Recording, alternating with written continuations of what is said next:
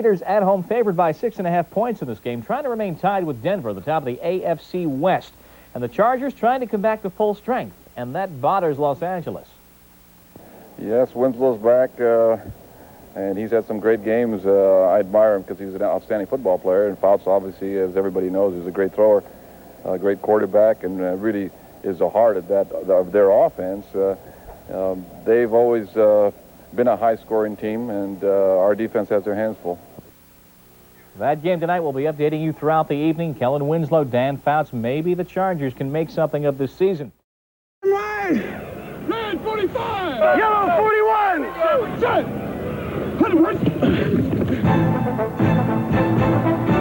This is a perfect matchup for Halloween. The Raiders' defense will have plenty of tricks, but no treats for the Chargers. The Charger man behind the beard is no Halloween trick. Fouts is back. The Chargers have a chance.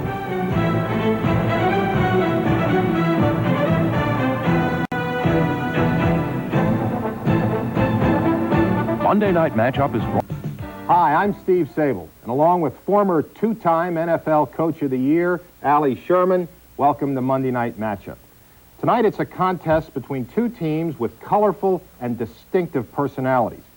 The Chargers are 3-4, and they play a blend of dazzling offense and wake-me-when-it's-over defense that keeps both teams in the game.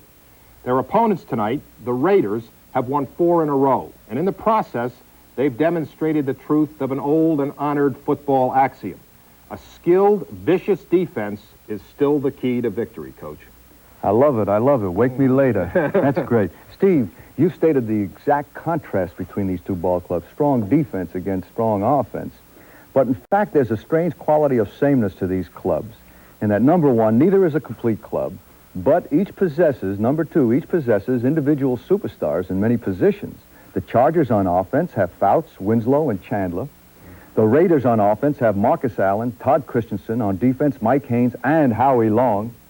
The difference is that the Chargers have all of their stars on offense, and they don't have enough supporting cast to be able to play 4 quarters of consistent football.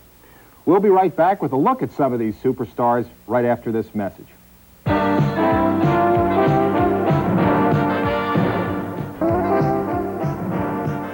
When people think of the Los Angeles Raiders, the phrase most often associated with them, right after just win, baby, is go long, baby. That has been true, Steve, but when we take a look at Mark Wilson, we know that he hasn't been able to duplicate that let's go long, baby era of Jim Plunkett.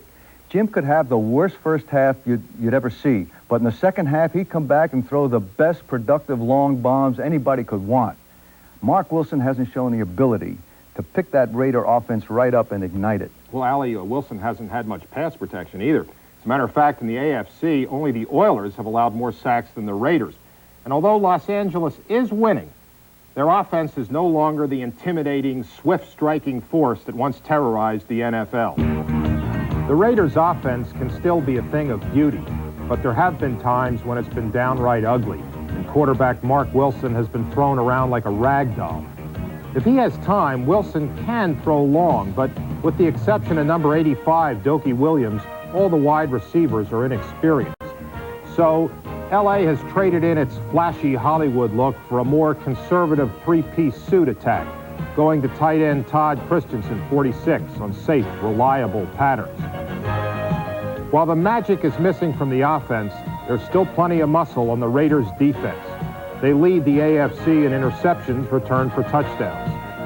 Defenders like Lester Hayes, number 37, are the big stars in Hollywood this year, while their neighbors to the south, the Chargers, have defenders who are nothing more than supporting players. That defense has made some progress, Steve, as you see here with a sack, but I must say they still work without any kind of authoritative movements and direction. Look at this man, wide open, so they've got a ways to go. Well, it's the same old San Diego Chargers, a leaky defense that must be bailed out by Dan Fouts and his brilliant receivers. After missing 3 games with injuries, Fouts is once again flinging footballs all over the field, hoping he can score points faster than the Charger defense gives them away. Steve, I'd like to make a motion for a special Dan Fouts Hall of Fame.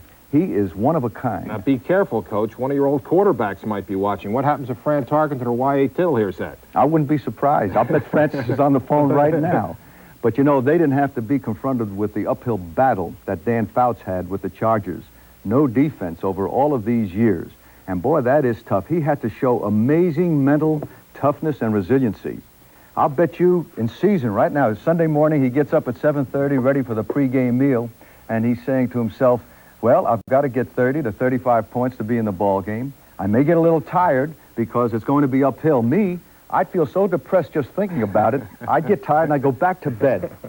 Nobody has been asked to confront what he has on defense, but not just for 1 or 2 years, but over all of the years of his career. He's just great. But, Ali, I think Fouts has also gotten a lot of help from his coach, Don Coryell. Coryell has contoured his system to fit the skills of Fouts. Fouts is not a scrambler, so Coryell doesn't ask him to scramble. Fouts doesn't have the league's strongest arm, so Coryell doesn't ask him to put the ball up 60 yards. And to me, Fouts is like a pitcher with an 85-mile-an-hour fastball. He's not a fireballer, but he throws accurately and always to the right spot. Fouts' ability to read and react to different defensive pressures, Steve, with or without blitz, is among the best of all time, I think. We know that all quarterbacks have to confront these defensive pressures, but we're going to take a look at the one who I think is the best at reacting to defenses. We all see 3 blitzing linebackers. Fouts also sees, and with that, he throws a perfect pass to the correct receiver. He is the best. Case closed. Well, tonight, Fouts will be facing the AFC's leading quarterback sacker. We'll be back with a look at Howie Long.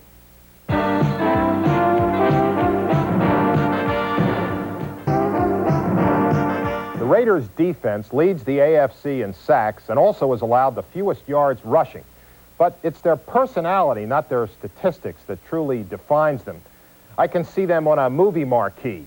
Wilder than the Wild Bunch, dirtier than the Dozen, more magnificent than the Seven. The ringleader of this gang is Howie Long, and the one man who must be controlled if you're going to defeat the Raider defense.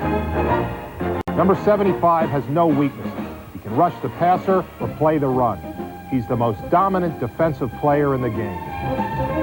The Raiders use Howie Long from one end of the line to the other, matching him up against different people, trying to confuse the offensive linemen. In the 3-man line, he's used as an end, like here against Cleveland last week.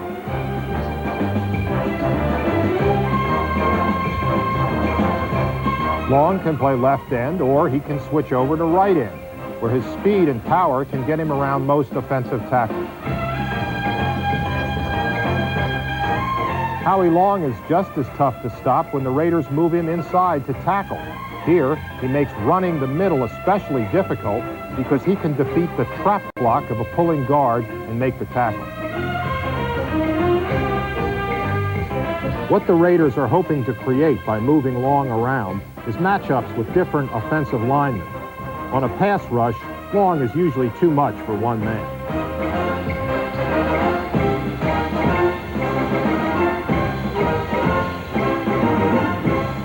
It's easier to get a one-on-one matchup at end, but even when Long is inside at tackle, he has shown the rare ability to overcome the odds by defeating double-team blocking and creating havoc.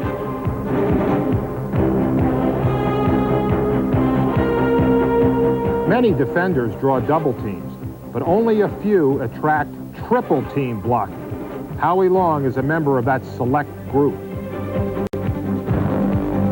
His ability to occupy as many as 3 blockers is just as important as a sack because it frees his teammates to make the play.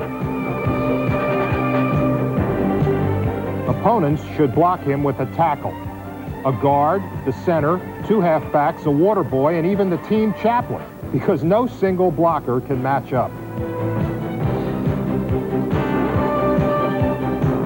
Howie Long. He's the enforcer, the terminator, and the equalizer, all wrapped into one. And the Chargers will have their hands full controlling him tonight. When you think of the way to match up against a very strong defensive pressure, like a Howie Long, who can be lined up in many different positions, you first think about offensive linemen. But bear in mind, that offensive lineman, and let's use this offensive left tackle here as an example. He studies films all week long as to the characteristics of that defensive lineman and how to handle him best. Just like a wide receiver has to study films all week long as to how he can beat that cornerback. Okay, now the left tackle has got this man down pat. But the Raiders are pretty smart. They say, Howie, you come on over here and you give this guy a workout. Now he has to study Howie Long, too. What does that do? It doubles his mental and physical pressure. And as a result, he's just not as effective as he would be just working for one man. So therefore, we say it isn't the offensive line that matches Long. In this case with the Chargers, the matchup is Dan Fouts, the quarterback. And how does he do that? Dan Fouts, with his ability to read and react and throw quick short passes, can hit his backs coming into short zones, his tight ends, and you've heard the term read. What it simply means is he's watching the movement of these linebackers, and when he reads a linebacker leaving that receiver, bang, there goes a trigger. And you've taken care of the minimizer here. He's the minimizer of the great exterminator, Howie Long. The major goal of Raider defense is to physically and mentally intimidate an offense. Fouts can minimize this with his short passing game. And we've got some great illustrations as to how they do this. Here we see the war between Charger back Lionel James, number 26, and Seahawk linebacker Greg Gaines, who has the pass defense responsibility of covering James. We can't see Fouts' eyes, but you can bet as he drops back, he's reading the linebacker's move, ready to react to James' break. Remember, Fouts, quickest of them all, read and react. General Fouts and his troopers, tight ends Eric Severs and Pete Holohan, in the war against Bengal linebacker Leo Zander, number 91. We'll see Holohan and Severs run their patterns, and Fouts will read the reaction of that linebacker. Holohan's move will occupy number 91. Then, Severs will trail with Fouts reacting to him, the open man. Another part of the passing war, blitzing linebackers with man-for-man coverage for the safety. Here, last year against the Raiders, we see tight end Pete Holohan, number 88, going in motion to the same side as tight end Kellen Winslow.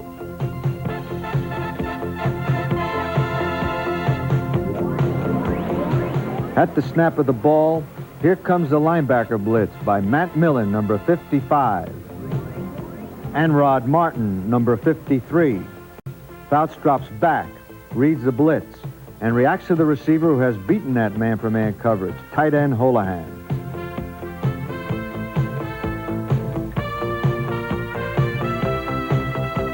Here's a perfect example of read and react by quarterback Fouts and tight end Kellen Winslow against the Raiders. As the two Raider inside linebackers drop into their pass coverage assignments, Winslow reads where the open area will be, and Fouts, in silent communication with him, also reads and reacts with his quick trigger. As you see, Fouts' great ability to read and react with the pass is the best matchup for the Raiders' intimidating defense.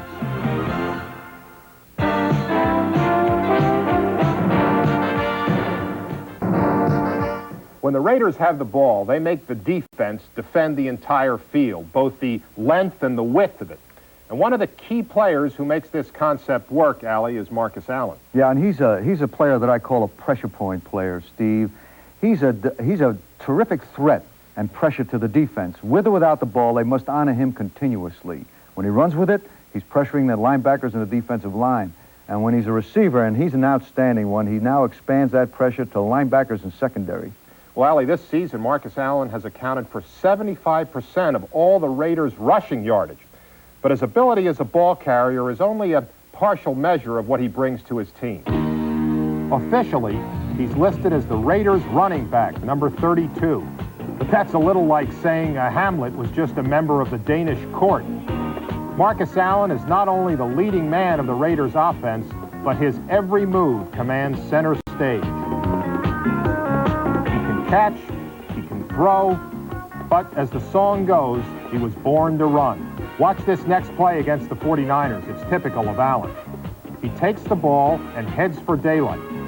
But when number 76, Dwayne Board, closes the hole, Allen instantly changes direction and turns what could have been a wasted play into a profitable gain. Allen has always played well against the Chargers, and here's a play you'll probably see again tonight. The Raiders linemen stand up as if to block for a pass. Linebacker Mike Green reacts to the anticipated pass and drops back into coverage. Then Allen takes the ball and runs into the area vacated by the retreating linebacker.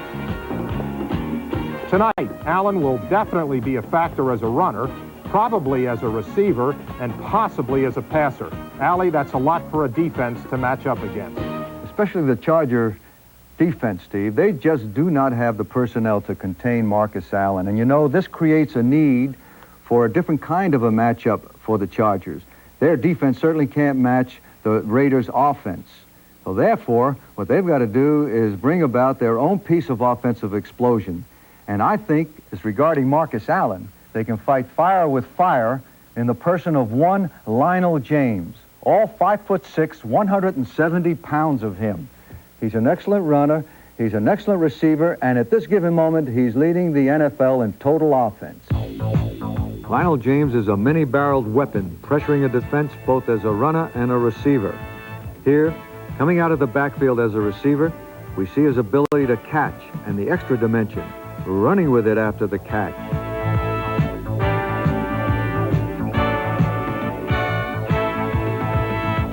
More pressure on a defense. James lined up not in the backfield, but as one of the wide receivers in an inside position. As James runs a deep pattern in the middle, Fouts, first looking to the outside, demonstrates his ability to read and react to the defense by firing at James, who catches the ball and leaves the pack behind.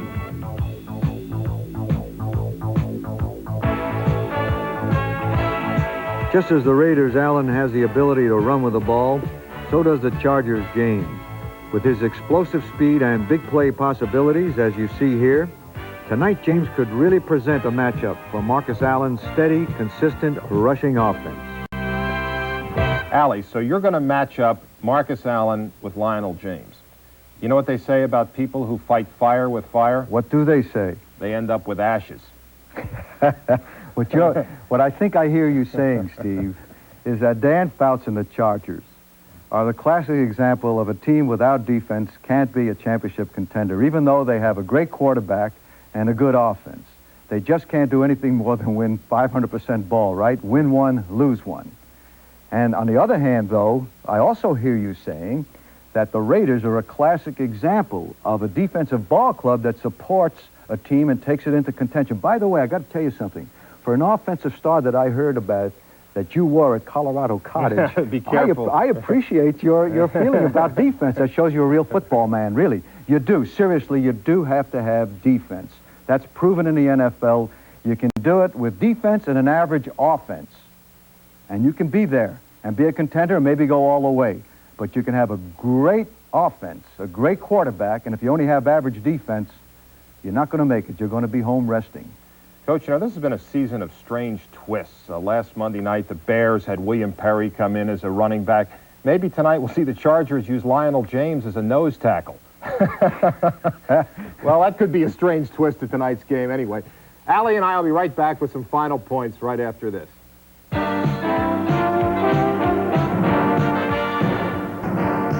In an era of situation substitution with players coming on and off the field constantly, Rod Martin is the only Raider linebacker to play every down. Allie, he's an excellent blitzer. He leads the team in tackles, and he has good range on pass coverage. I think he's going to give Fouts some problems tonight. And I think he's going to get a good raise at the end of the year, too.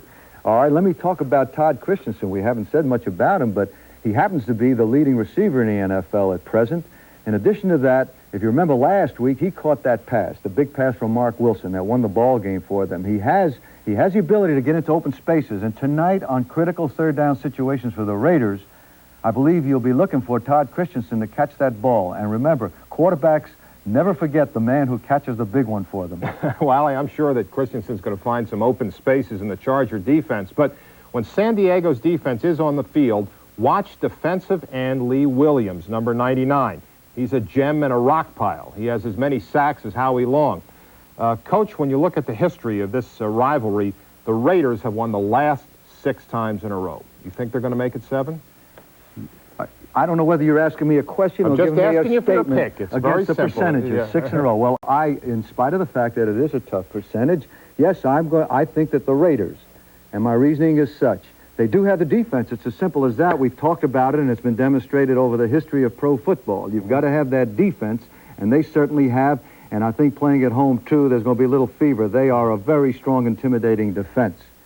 And in addition to that, we haven't talked about a fellow by the name of Dokie Williams. The name alone is great. But what is his average? Well, I think he's second in the AFC in yards per catch, 20 yards per catch. Okay, that's another reason for me, too. I think that Dokie might pull off a couple of big plays, too, that'll help the scoring. And I'm going for the Raiders. I'm going for the Raiders, 24-17.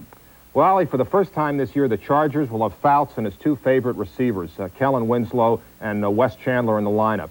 And I think they can outscore the Raiders and win, so I'm going to go with the Chargers. For Allie Sherman, I'm Steve Sable. Please join us next week on Monday Night Matchup. Monday Night Matchup was brought to you by Mazda, maker of the new generation RX-7, the 626, 323, and B2000 trucks. The more you look, the more you like Mazda value.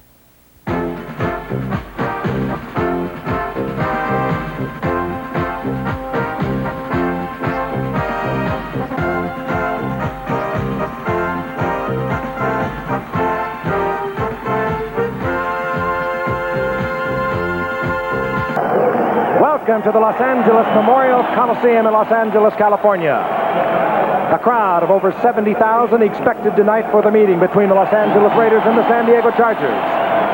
And of course, in this city where it's 6 o'clock, much of the citizens are still on the freeways, but they will be here.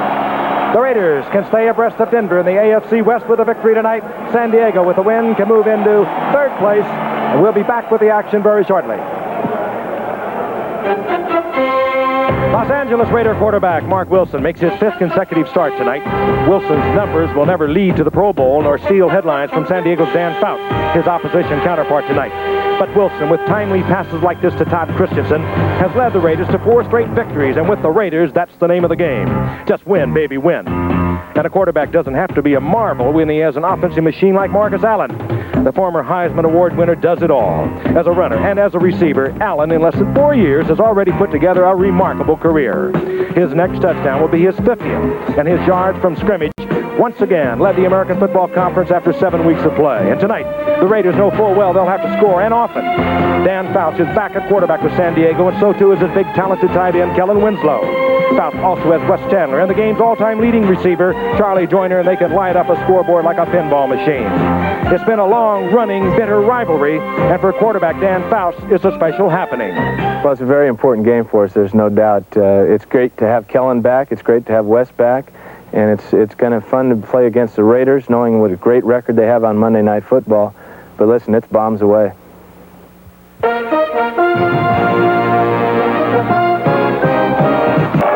Hello again, everyone. I'm Frank Gifford, and along with my colleagues Joe Namath and O.J. Simpson, we are delighted you're with us once again tonight. We think we can have potentially a great football game for you. Everything is shaping up. These two teams have met over the years, and they have had some really bitter battles. We covered a game right here in the Coliseum in 1982 when the San Diego Chargers in the first half went out on top 24-0. Well, they lost that game 28-24. It was hard to believe, but the Raiders came back in a tremendous comeback. Last year, they met twice, and it was a 44-37 Raider victory and a 33-30 Raider victory. They have played that kind of football. The Raiders, however, have dominated over the past 6 years.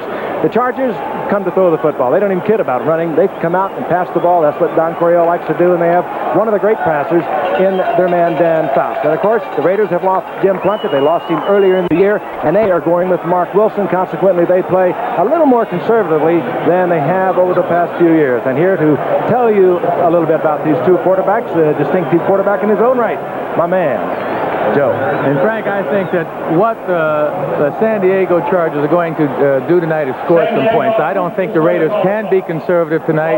Without Jim Plunkett, I don't think they're going to score as many points.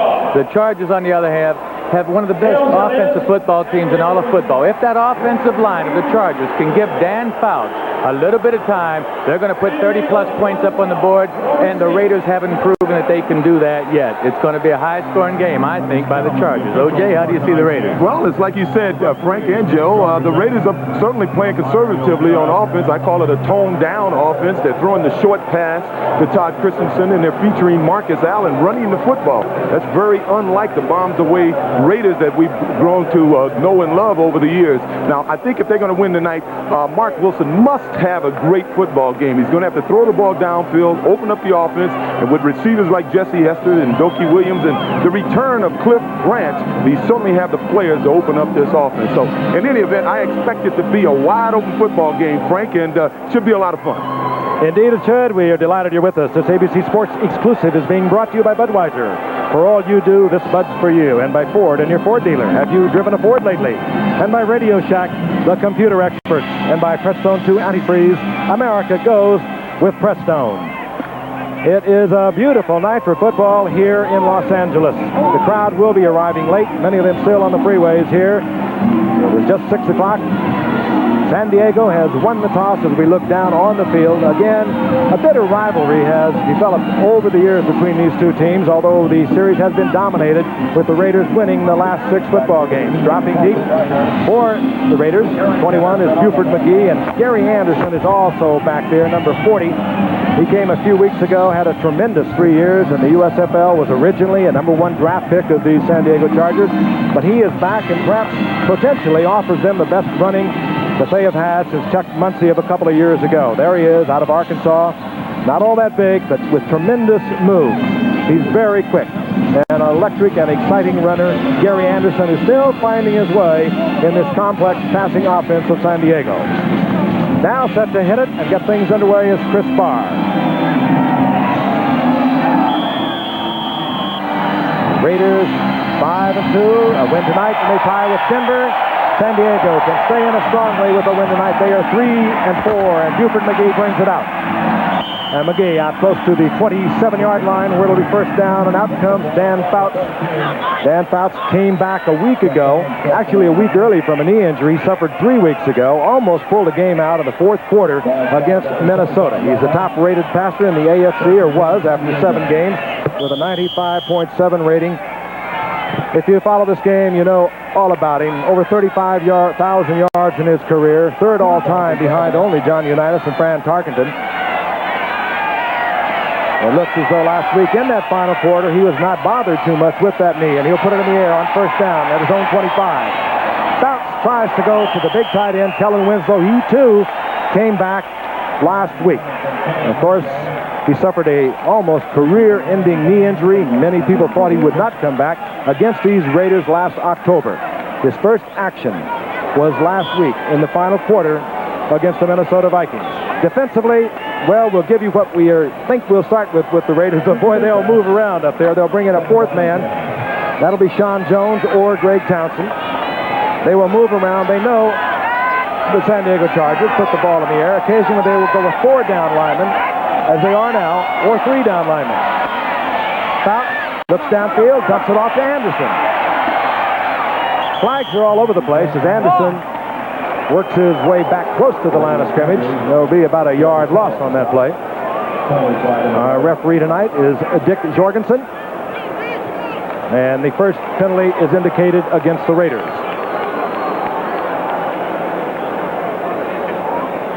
Here is Jorgensen. Offside, number 93, defense, still second down.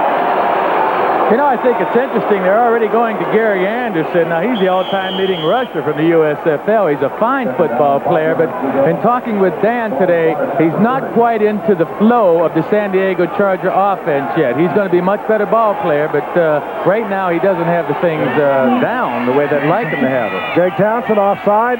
It'll be second down to 5. The ball near the 30-yard line. The quick pitch goes to Spencer, another USFLer, who has been in camp a little longer than Anderson, and they are really high on Tim Spencer, as they are Gary Anderson. They also have Trumaine Johnson. Those are all USFL players, and they also have a defensive end named Lee Williams from the Express of a year ago. But Gary Anderson, Tim Spencer, and Trumaine Johnson were all original draft picks of these Chargers. And finally, they are back with the Chargers. And I think the Chargers are going to waste their time when they're running the football. They should throw at least 40, 50 passes this game. They're wasting their time running the ball. Spencer got almost 4. Third down and a long one. Lionel James, the little man, is in there at 26. Only little in stature, however. Bounce on a 3rd and 1. Puts it in the air. Incomplete. Intended for the tight end, Kellen Winslow. And the Chargers will have to punt. Well, Joe, I think you're right. They're going to have to throw the football to win, but I think they're going to have to run the ball. They only have 7 down linemen on their roster here tonight, and with Howie Long and Lyle Alzado beating on you for 3 or 4 quarters, you can't ask those offensive linemen to try to pass block for 4 quarters 50 times a game. But that's the forte of Dan Fouts. He knows how to get rid of the ball. He knows how to find the receivers. He's not going to get sacked often. Rothmo Zimsko, the rookie out of Michigan State, has been kicking well in the early going, gets off a poor kick. That is down by San Diego, up around the 28-yard line. No return on the part of Fulton Walker. That ball kicked high and short. Mozinko coming in tonight with over a 45-yard average, and now final instructions given to Mark Wilson, who has not been pretty in doing so, but he has guided the Raiders to 4 consecutive victories in the last 4 outings. Came up as a #1 draft pick in 1980. Has been really given this football team to be his own on several occasions. And on each occasion, it's always been Plunkett who has come back to carry the Raiders into the playoffs in the Super Bowl. On first down, Wilson will put it in the air. That ball deflected, bounces off Charger hands, and is incomplete. Wilson for the season, a little over 47%, 3 touchdowns, 3 interceptions. Has had really some courageous games over the past few weeks. He has a very sore shoulder. He has a very sore ankle. Last week against Cleveland, before firing the winning touchdown pass into the end zone to Todd Christensen in the final seconds, was fighting a bout of flu. The backup quarterback, Hilger, was really sick, so Mark Wilson knew he was just about the only thing the Raiders had to go with. A courageous effort by Wilson. On 2nd and 10, Marcus Allen. Oh, he does it so well. Taken out of bounds near first down yardage. Danny Walters was over there defensively. That play designed to go inside. You saw it. Just skipping to the outside. Not great speed, O.J., but tremendous timing. Yes, he does, and he sees the field well. The reason he was able to cut back on that play is, unlike most backs who will line up in a 1-back offense, they'll line up about 4.5 yards back. He lined up 7 yards behind the line of scrimmage on that play, so that gives you a lot of room to see what's happening all along the line, and he was able to see that there was room back away from where the play was designed to go. And this San Diego defense notoriously gives the runners a lot of room to run with. 3 tight ends are in. That would indicate the run. They like to send Marcus Allen over the top. This time he stays on his feet, gets out over the 40-yard line for the first down near the 41. Marcus Allen has corrected one problem he's had over the past few years, and they have been few because he really is now just in 3.5 years of his career. He has handled the ball 172 times this season, pass receiving and running. He has yet to fumble. And Marcus Allen, when he came into this game, carried it very loosely and was the reason for a lot of Raider turnovers. Meanwhile, Cliff Branch, O.J. touched on the fact that this 37-year-old veteran was activated. He still has that great speed. The Raiders were getting very low on receivers. They brought Branch back today. On first down, Wilson puts it up, and he's hit just as he hangs the ball in the air. Danny Walters was covering Dokie Williams. It's incomplete. And that's going to be a major key in this game. Which team can get pressure on the quarterback? We know that Mark Wilson is not a healthy quarterback now with the shoulder injury, and we know Dan Fouts isn't a healthy quarterback right now. So the offensive lines of both teams have the major task tonight: protect their quarterback. The San Diego defense is not a great defense, and that is an understatement. But they changed defensive coordinators 4 weeks ago. They brought in Dave Adolph, the defensive coordinator of the Cleveland Browns, the #1 defense against the run a year ago. And things have started to turn around for the San Diego defense. They're playing much better. Frank Hawkins in the arms of Lee Williams, and he drags Lee Williams for about 3. It'll be 3rd down and 7. There is a former LA Express player taken in the draft a year ago. by the San Diego Chargers and has turned into their best pass rusher. The San Diego Chargers have 19 sacks of opposition passers, 12 of them, I might add, in the last 3 games, as they have improved under Dave Adolph, the defensive coordinator. But Williams has 6 of their overall 19 sacks. It's 3rd down and 7. Tim Moffitt, a rookie from Mississippi, is in there, wide receiver. Marcus Allen, the single setback. He works so well out of the backfield, does Marcus Allen. Wilson is hit. Arm was not in motion. And a heads-up play by Charlie Hanna. Well, Frankie says a heads-up play by Charlie Hanna, but that was a blitz from the weak side, and I must believe that that was Charlie Hanna's man that made the tackle on Mark Wilson. It was Carlos Bradley. Now, Let's take a look on the left side. Look at Hanna is 73. See, he should be out there. He has no man to block. His man is to get the first man outside of the tackle, and that was his man who hit number 50 who came around there, Charlie Bradley, who hit the quarterback. What a costly turnover that could have been without play of Charlie Hanna, who I'm quite sure you're right, O.J. Bradley, in all probability, was his man. Great guy. He's having a great year. Punts away for the Raiders. Hangs it high. Gives Little Train Lionel James no opportunity to return it. Fair catch is made and executed at the 18-yard line. Just underway from Los Angeles, the Raiders and the Chargers, we have no score. When the Raiders and Chargers met on Monday Night Football, Marcus Allen scored 4 touchdowns, tying the Monday night record and leading Los Angeles to a 33-30 victory. San Diego Chargers, second offensive possession. I mentioned earlier they're 3-4 in the season. They've come off a pair of losing seasons. If you follow this game, you also know that Don Coryell, their innovative coach, is under a little pressure from new owner Alex Spanos. Bounce back on first down. Stays in the pocket. A lot of time, and that ball is picked off. Mike Haynes. Well, they say he's the best in the game. Fouts told us today that he is remarkably consistent. The one thing that he really has admired over the years about Haynes was his consistency, and he played that oh so well. Take a look at Charlie Joyner. Pressure, and look at Haynes, right into his eyes, and he's right on it, just like a blanket, like a shadow. Fouts had the ball there. Haynes, with that little burst that he still has after 10 years, gets the interception. Just an incredible move by Haynes and great coverage. Well, one thing that Fouts told us today is they really don't have a burner now. Charlie doesn't have the speed. They don't have enough burners outside to intimidate the Raider defense. Allen inside the 25-yard line on first down over the right side behind Henry Lawrence and Mickey Marvin. And that offensive line for the Raiders that's been troubled all year long with injuries is starting to get healthy. And the one thing they can do is punish you. They are big, and they will wear you down. As we look at maybe the premier defensive back in this game today, Mike Haynes. Pro Bowl 7 of his last 9 years. That was his 35th career interception. 2nd and 3. Wilson back again. Underneath is Hawkins, and he'll have a Raider first down. He's inside the 10-yard line to the 9. Billy Ray Smith made the stop there. This young man, Mark Wilson, has been playing good football. He came out to the stadium a couple weeks ago. People booed him here in Los Angeles. He doesn't look like a graceful athlete, but meantime, they've won 4 games in a row. He's doing a good job. This last play, he looked downfield. He bought his time. He didn't have a receiver open. He kept cool enough to dump it off. Mark's coming on strong. I think he's going to be just fine. They have counted so much on Mark Wilson, their first round pick from 1980. They're apparent to Jim Plunkett. First down, goal to go. Marcus Allen finds a hole in the middle of the line and just explodes down close to the 3-yard line. It took Carlos Bradley, who's filling in for an ailing Woody Lowe, and Lyndon King both to bring him down.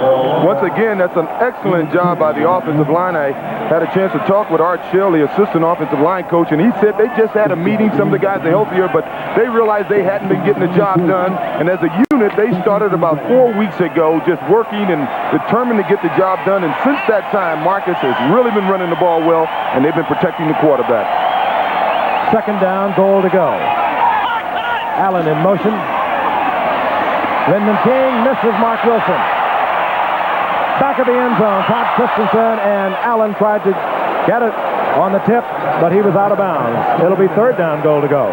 I still got to wonder, as a running back, why when we run the ball, we're getting about 5 or 6 yards on every carry. It's second down on the 4. Why wouldn't we just pop one in there? You know, just one more shot at it. Because I guess everyone else feels like that they're going to run the ball. Like running back, let's run it. I think he just tried to cross them up and throw the pass, and his timing was thrown off, really. Don Coryell, under fire at San Diego. Had trouble over the past 2 years. 7-9 a year ago. 6-10 in '83 after winning 3 straight division titles there. The Raiders have a third down. Goal to go. Wilson hit again as he tries to get it out to Andy Parker, the tight end. And Wilson now, who takes some tremendous shots, he'll stand in there. It's almost like he doesn't see them coming, riveted on the receiver. And this is how Wilson plays, and you wonder how long he can play doing it that way. Well, what the Chargers did that time, they brought Gil Byrd, a safety, who was playing corner also tonight, and they tried to outnumber the protection of the Raiders, and they did it that time. Mark didn't want to throw the ball as quickly as he had to. Tom Flores, the former record-setting quarterback for these Raiders, looks on as Chris Barr is on for a 21-yard field goal attempt. And the Raiders open the scoring from the Los Angeles Memorial Coliseum. They get the turnover in Charger territory, but they have to settle for 3. Jim Plunkett, who's had more professional football lives than a cat, out again this season, dislocated shoulder that keeps popping out on him occasionally. That went out in the 3rd game of the season against the 49ers, and it has been Mark Wilson ever since. But what a remarkable career for this former Heisman Award winner from Stanford, New England, traded to the 49ers. They gave up on him a few years ago. Resurrected by the Raiders, took them to 3 Super Bowl titles. Buford McGee will bring it out for the Chargers. And not far to the 11-yard line. A hustling special teams for the Raiders. Headed by James Davis. So out comes the offensive unit once again for the San Diego Chargers. Live at 3 o'clock Eastern, Notre Dame versus Navy, or Notre Dame Stadium, or Florida State versus the University of Miami. That's Saturday on CFA College Football. Coming off their big win over USC, Notre Dame will battle Navy, or Florida State will take on Miami. Check your local listings for the game in your area. We open at 3 o'clock with college football today. Be with us. On first down, Dan Fouts fires it out over the middle.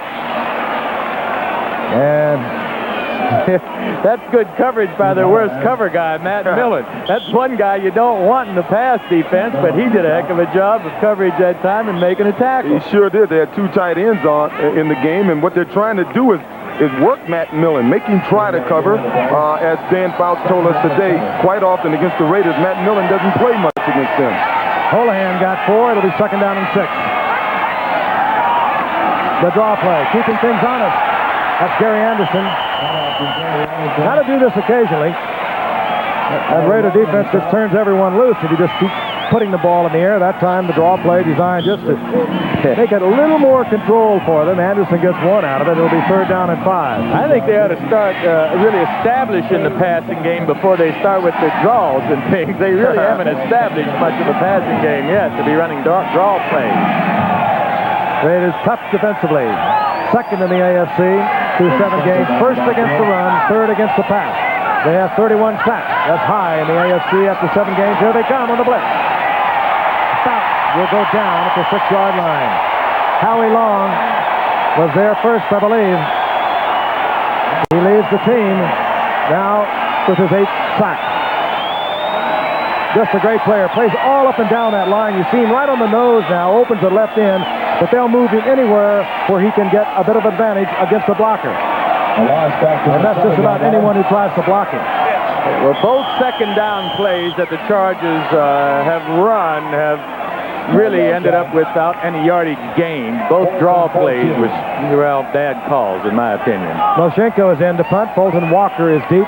For 4 years, a fine return man for the Miami Dolphins, Fulton Walker, and he should give the Raiders good field position once again as Moshenko, the rookie from Michigan State, kicks from the end zone. And it's off the side of his foot. Walker at his own 45.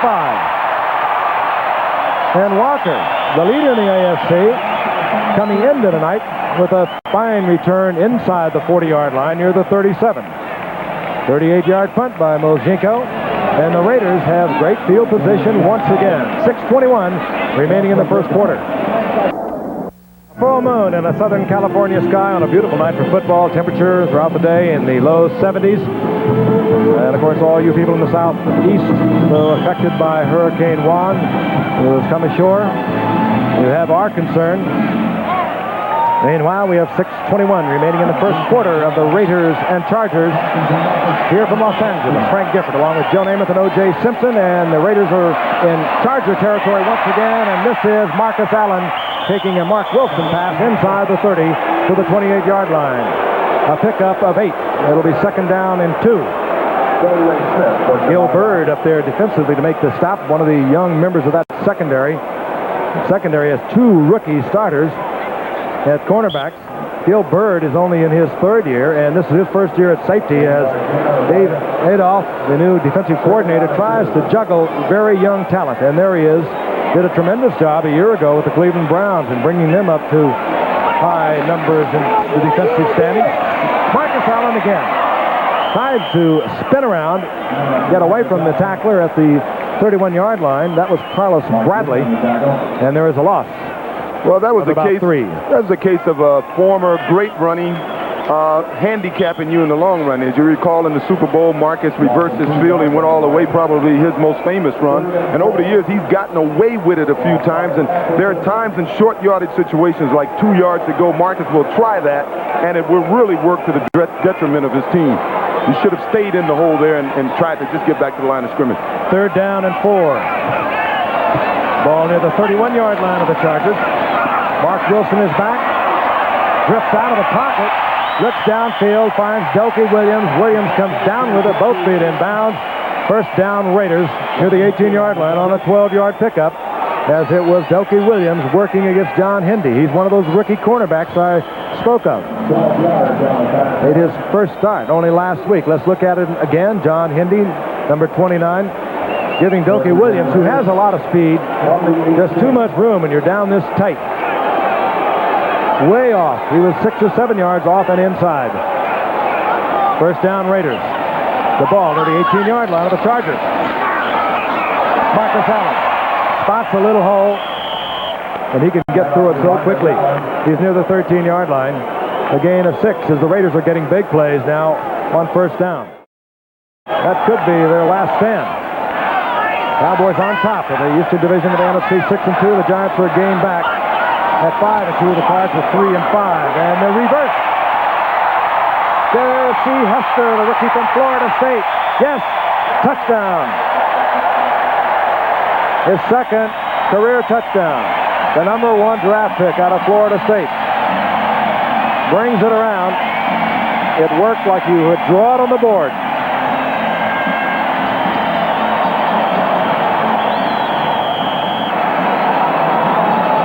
A look from the end zone. Well, you see on this replay, Mike Green, number 58, Lee Williams, 99, and 57 from the Chargers all got fooled. They didn't pay any attention to reverse a bootleg and got caught out of position in the chase position. Chris Barr put in the upright.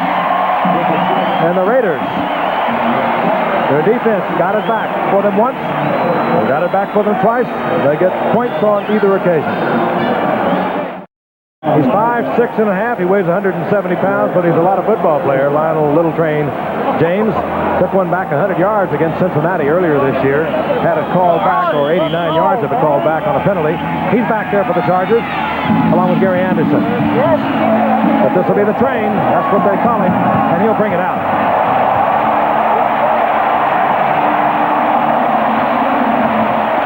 And Little Train dances around, moves up close to the 15-yard line. Perhaps better advised to have stayed in with that Chris Barr kick, which carried high and deep into the end zone. And Dan Fouts, who has been in a lot of Raider contests, drops back onto the field. Talked to him today, the knee which he injured 3 weeks ago. He says it's fine. He's rather stoic about injuries, as you'll hear at halftime. A very philosophical point of view. He's had his share. And when he has been hurt, the Chargers have been in deep trouble. It is his football team offensively, totally. And he looks over, 1st and 10 at the 15-yard line.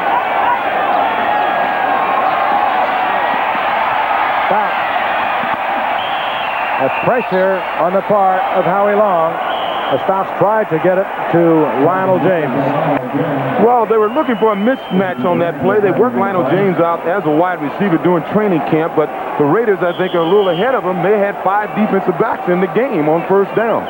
They had a pretty good idea of their philosophy, how the pass is so prevailing with them.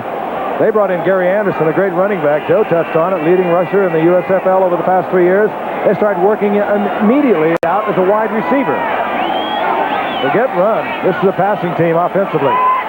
And when they lose the main man, Dan Fouts, they get into a lot of trouble. 2nd and 10. Tim Spencer and the Raiders. First in the conference against the rush. Stacked Spencer up at the line of scrimmage. Lyle Alzado, the 15-year veteran, was there with Bill Pickell. The 3rd series offensively, San Diego's had the ball, and the 3rd time on 2nd down that they ran it and didn't get anything. Well, they were trying to cross the Raiders up. Once again, the Raiders, as we mentioned earlier, Matt Millen is on the sideline, and they have all their pass coverage guys out on the football field, and Chargers tried to mix them up. Chargers not tearing up the Raiders. 3:44, the clock moving, remaining in the first quarter. Raiders overpowering defensively. Again, pressure on Fouts. Ball is loose. Greg Townsend was there. And the right tackle, Sam Clapham, was able to save the turnover, but Dan Fouts is just not getting the time to get the ball downfield. And, Joe, that's one of the reasons they're running the football occasionally. Poor Dan, he's just gotten back. This may not have been the week for them to bring him back. From around the corner, there he comes, Greg Townsend. The ball is loose. Clapham, fortunately, was there. And impressed was Clapham, who should have been blocking on Greg Townsend. Once again, Mojenko is on the punt. Once again from the end zone, and Folden Walker is back. Mojenko gets it to midfield, and it takes a bit of a Raider bounce. And the Raiders will have the ball. Good field position at the 47-yard line. They lead 10-0. Dan Fouts will go over, perhaps pick up the phone, walk upstairs to Ernie Zampese, in charge of coordinating the offensive passing game for these San Diego Chargers. But you can't get much going if you don't have time to do it. You can't get anything going, and this is the problem right now with the Chargers. Again, I think they're wasting your time on 2nd down running the ball. We all know that the Chargers are a passing football team. They need to establish the passing game. They've made some bad calls. Meanwhile, Wilson has enjoyed some splendid starting positions because of his defensive team. Inside the 47-yard line of the Chargers. The offensive unit is on once again, and Marcus Allen to the 40-yard line. And seems like on every first down, they have been able to produce major yardage. Well, you complain, Joe. You've been complaining about what the Chargers will do on 2nd down. I'm complaining about what the Raiders do on 2nd down. I think they should continue to run the ball. They've gotten about 7 or 8 yards, as Frank said, on first down on each series, running it, and then they go to throwing on 2nd down. 2nd down and 4 in the play. Dokie Williams right. Wilson fires a shot. He gets it to Todd Christensen. Christensen to the 31-yard line in the arms of Gil Bird there. Christensen into the night leading receiver with 41 receptions. Last week, 6 receptions for Christensen, a former running back who was released by Dallas and released by the Giants and turned into an all-pro tight end by the Raiders. He had 6 receptions against Cleveland and caught the game winner with just seconds left. He's quite a clutch player, number 46, Todd Christensen. On first down, Marcus Allen. Good running, taken from behind by Lyndon King. And not until he picks up good yardage once again. He'll get 4 out of that. It'll be 2nd down and 6. He wish he had a tearaway jersey on that run. He looks like he's limping a little bit. He had a tearaway. They got about 12 yards out of that. It's a remarkable career in only 3.5 years, and one of those years was a strike-shortened season of '82 with 9 games. Allen has almost 3,500 yards rushing, 198 receptions. His next touchdown will be his 50th, and those are Canton, Ohio statistics. 2nd and 6. Wilson with a lot of time. Looks deep. Trying to get the rookie Hester open. Good coverage by Danny Walters. He had good position inside. Wilson, however, a little short. Oh, way short, Frank. He had plenty of time that time. You have to lay the ball up and over the defender to the outside, and that time Mark wasn't even close. That was really a poorly thrown ball. You know, one thing I don't want to forget right now, or go much further without mentioning, is the kicking game. San Diego, their punting has been horrendous. The 3 times out of 4 that the Raiders have taken possession has been inside of the San Diego's territory, inside the 50. 3rd down and 6. You saw the play being sent into Mark Wilson. Flags are down, and usually where you get the holding call. And that's what it'll be. A referee again tonight, Dick Jorgensen. And when they send those plays into Mark Wilson, this is a departure for the Raiders. Plunkett called his own plays up until a few weeks ago. This man called his own plays, Mark Wilson. But they had a youngster. Here's our call.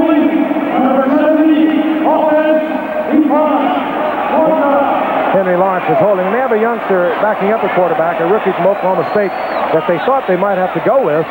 So they put that system in of calling the plays from the bench. I guess they feel that Barr can't reach it or make this field goal from this distance. Otherwise, they would have taken that holding penalty. Dave Dalby is the center. His 197th consecutive game played. He'll provide the snap for a 45-yard Chris Barr effort. Barr misses. Now the Chargers will have relatively good field position, considering where they've been on the night. They'll have it at the line of scrimmage. 1st down and 10, and that's up near the 27-yard line. You know, with the kicker in the NFL that's hitting the ball reasonably well, you take that penalty. But Barr has been missing, and obviously San Diego knew that. So the strategy works for the Chargers. 1:17 remaining in the first quarter. The Chargers down 10-0. That strategy may have worked, but they had better have worked on the drawing board to buy some time for Dan Fouts. He's under tremendous pressure and has been all evening.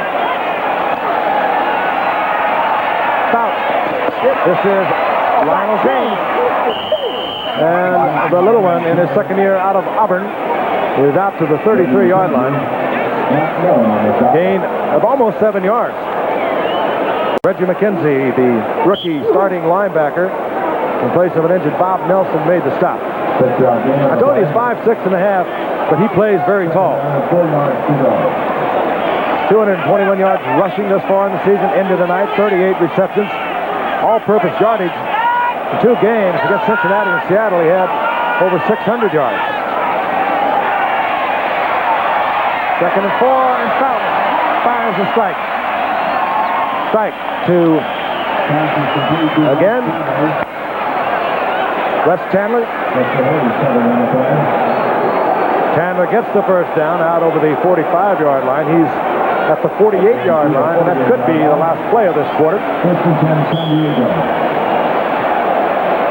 Well, San Diego in the late moments on a missed field goal by Chris Barr, got good field position. Now they have moved up close to midfield. And the Chargers will not get the play off as Todd Christensen looks on. Colorful tight end and a very talented one. The Raiders lead at 10-0. We'll be back. We begin the second quarter action. Frank Gifford along with Joe Namath and O.J. Simpson. The Raiders with the win tonight will stay abreast of the Denver Broncos at 6-2 in this tough Western Division of the AFC. For the Chargers, they are 3-4 into the night, battling for respectability and to get back into this division race. Tim Spencer, single setback for the Chargers. 1st and 10 at their own 48-yard line. Bounce. And a flag goes down. That pass is caught by Gary Anderson. Flag is down. Was it offensive or defensive interference? Told you they had worked Anderson out as a flanker. Yeah, they put him out there. And O.J. and I were both looking at that. They had one-on-one coverage with the linebacker, Jeff Barnes. Well, something was definitely wrong on the play because Matt Millen started to run on the field right as the ball was snapped. I think the Raiders may have been short a man on that play. Here's Dick Jorgensen. Play was strong for 12 on the field, but there were only 11. Touchdown. Hello. Gary Anderson from 52 yards out. He made a That is not Gary Anderson's position. Wasn't at Arkansas. Wasn't at Tampa Bay in the USFL. The Chargers brought him in a few weeks ago, stuck him out there. They worked on him. He is a great athlete, a great runner, and who knows, maybe a great wide receiver of the future. Well, having a linebacker trying to cover you man-to-man can make it look good, too. And that's exactly why the Chargers have been working guys like Lionel James and of course, Anderson outside because they're looking for those mismatches. Barnes was the linebacker that Anderson beat. He made an acrobatic catch, got it into the end zone. There was no penalty, and the Chargers, just like that, and that's the way they play this game, are back in the football game. You get the sense and a feel about this man that he is going to become a great one. He was great in the USFL. You get the feeling that he's going to do the same thing here in the NFL. Well, a guy that can run the ball the way he can run the ball, and he has excellent hands. And as we were just saying, when you can get that type of mismatch, a guy who can play wide receiver with all the situation substitutions that they're doing on defense, to have that guy play a multitude of positions, he's going to force the linebacker to cover a guy like Anderson. That just can't be done, not consistently. Again, tough play by Dan Fouts. He hung in there, he was under pressure, and he got it off. It's a heck of a catch, but you know what? Anytime we can line a linebacker, Jeff Barnes, number 56, in a cornerback position, we're going to throw at him, or any offensive team will throw at him, and that's exactly what Fouts did that time with Anderson. The key is what Dan Fouts told us this morning. Every receiver in a pass pattern of the San Diego Chargers is alive. Fouts comes up, looks over the defense, sees the coverage, and perhaps sees it as good as anyone in this game today. He picked it up. Coverage on a speedy running back by a linebacker. He knew right away where he was going. Sam Seal will bring it out for the Raiders. To the 28-yard line. And the Raiders will have first and 10. Their lead shortened to 10-7. 14:42 remaining in the half. Who caught the first touchdown pass of Dan Fouts' NFL career? I have not a clue. Okay, let's see. Vicky Post wasn't around at that time. Lance Allworth, I think, was gone. He was way gone. At the 28-yard line. First down, Raiders. Mark Wilson, a little draw fake. Fires deep downfield, gets it to Dokie Williams. He was in there wide open in the zone, and a well-thrown ball by Mark Wilson. First down, Raiders. Up close to the 45-yard line. He was wide open. 17-yard pickup. He was wide open because Mike Green and Billy Ray Smith didn't drop back in the coverage. That draw fake held him. Jerry LaValle. SMU. Go ahead, SMU. Dan Fouts talking to Ernie Zampese, who is up in the press box. Sends the plays down to wigwag out to Dan Fouts.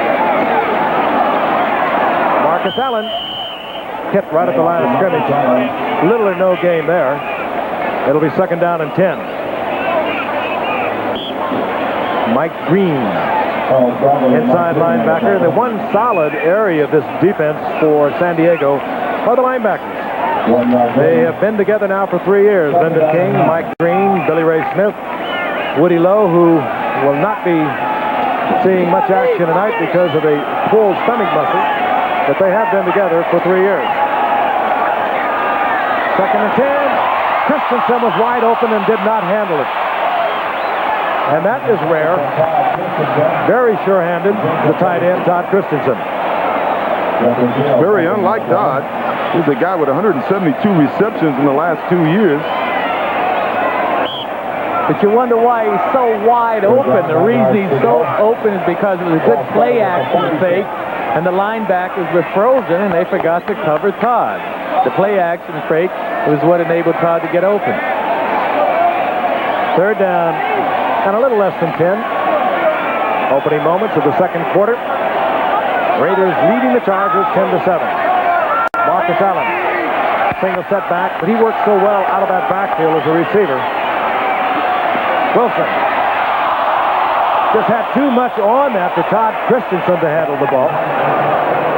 And the punting team will come out. That one needed a little touch. Yeah, that was good selection on Mark's behalf and finding Christensen, but you're right, Frank, he needed a little touch there. Ball had too much velocity on it. Could have dropped it in there. Mark was there, Todd was wide open. Train is back, Lionel James.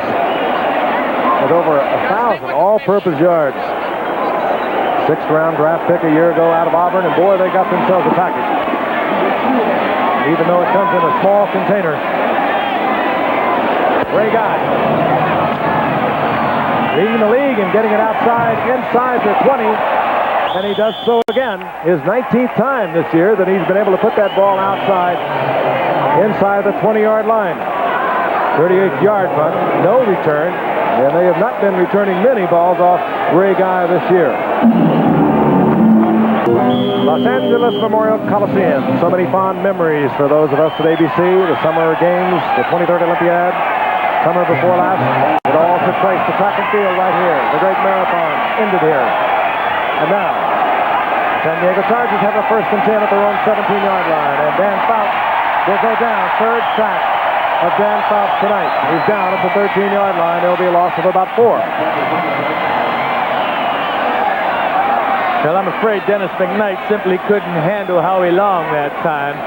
And again, that's going to be the key here. The game in the pitch, the offensive lineman and defensive lineman, is going to depend on who beats whom here. And so far, the Raiders have the edge. Brad Van Pelt also in on that play, the 13-year veteran and former All-Pro for the New York Giants. It'll be 2nd down and 13 as they have marked it up close to the 14. Lionel James. Down goes James. Fine tackle, Matt Millen. Oh, that's curious, Joe. I agree with you on that play. When you look at the Raider defense and you see Matt Millen and basically the Raiders' basic defense, which is geared to stop the run first and foremost, you would think that's the defense they would prefer to throw against. At the 3rd, 2nd down, they ran 2 draws and a quick pitch. I can't figure it out. 3rd and 14, and with the one exception, the touchdown pass to Gary Anderson, this has been a smothering Raider defense of the Charger offense. Holohan on the move, number 88. Sack again, 4th sack of Fouts. As the Raiders just turn everyone loose on Matt, they knew that Fouts was going to put it up, and they drop him all the way back inside the 7. Rod Martin came into the game with 4.5 sacks. He's been their defensive player of the year 3 out of the last 5 years. They call him Claw. He has the hardest hands you've ever seen in your life. There's Rod Martin coming over the top. Howie Long was there. That's how the quarterback feels when they're all coming, and they were. Mojenko, the punt. Colton Walker is back. And this time Mojenko catches one over the head of Colton Walker all the way back to the 25-yard line. The flag is down at the line of scrimmage. A great kick by the rookie 4th-round pick from Michigan State, but hold on, the flag is down. And usually that flag will work against the kicking team. The ball at the 25. The illegal man downfield. And a great effort by the young kicker from Michigan State will be nullified. They'll have to do it again and from in closer to their own end zone. That was a 68-yard effort. You know, this Mojenko is also a fine field goal kicker at Michigan State. And the Chargers are using Bob Thomas at the moment, but if they had to, they could go with him. Field, numbers 53 and 55, punting team, still 4th down. Boy, the entire class of 83. So Mojenko will have to give it another go. Started to say, good field goal kicker at Michigan State, had a 61-yarder there during his career. 35 of 53. Chargers, however, are using him just for the punting chores. Ralph Benerska played 1 game, a long-time field goal kicker. He went out with a pulled groin muscle, and Bob Thomas now handles the field goal duties. Mojenko once again. And what a difference a kick will make. The first one was at 68 yards a moment ago. This one at 32 yards, and the Raiders, leading 10-7, have great field position. They're at the 35-yard line of the Chargers. We'll be back in the Coliseum in a moment. 6 of the Raiders' possessions tonight have started in Charger territory. It'll tell you a couple of things. Chargers are unable to move the ball effectively against the Raiders. They've sacked Dan Fouts 4 times. I'll tell you something else. The Raiders are having a hard time putting points on the board. They have had great field position all night. Once again, they have a first down at the 35-yard line of the Chargers. They, however, only need 10-7. Cliff Branch is in the lineup, number 21. 37-year veteran. There he is. Still has the quickness and the speed. This is Marcus Allen. Allen tried to work an inside play to the outside. He's held for a couple. It'll be second down and 8. Gil Bird defensively there on the stop. There's Cliff Branch. Oh, what a career he's had. Came up those many years ago, 14 to be exact, over 500 receptions. Comes over the top from a single setback. Marcus Allen, his 50th career touchdown. In about 3.5 years, so many of his great moments took place right on this very field. Heisman Award days at the University of Southern California. His senior year, over 2,300 yards. That's hard to believe. And a class person all the way. A great football player. Todd Christensen certainly helped this last drive, though. Todd made a great individual effort, not only catching the ball, but running over 2 tacklers. Chris Barr puts the upright. Todd Christensen breaks a first down effort, turns it into a 27-yard pickup, and Marcus Allen capitalizes. That time, the Raiders took advantage of good field position. They got it in all the way. Great effort by Christensen, and then this. Marcus Allen, this is what the Raiders have been doing so well lately. You see Charlie Hanna coming around, just power off-tackle football, and Marcus Allen not only being elusive, but being very strong. Good block by Hawkins, also the lead back. This time, the Lionel Little Train James will stay in the end zone, and the Chargers will at least begin play from their own 20-yard line. Let's pause 5 seconds now and allow our stations to identify themselves.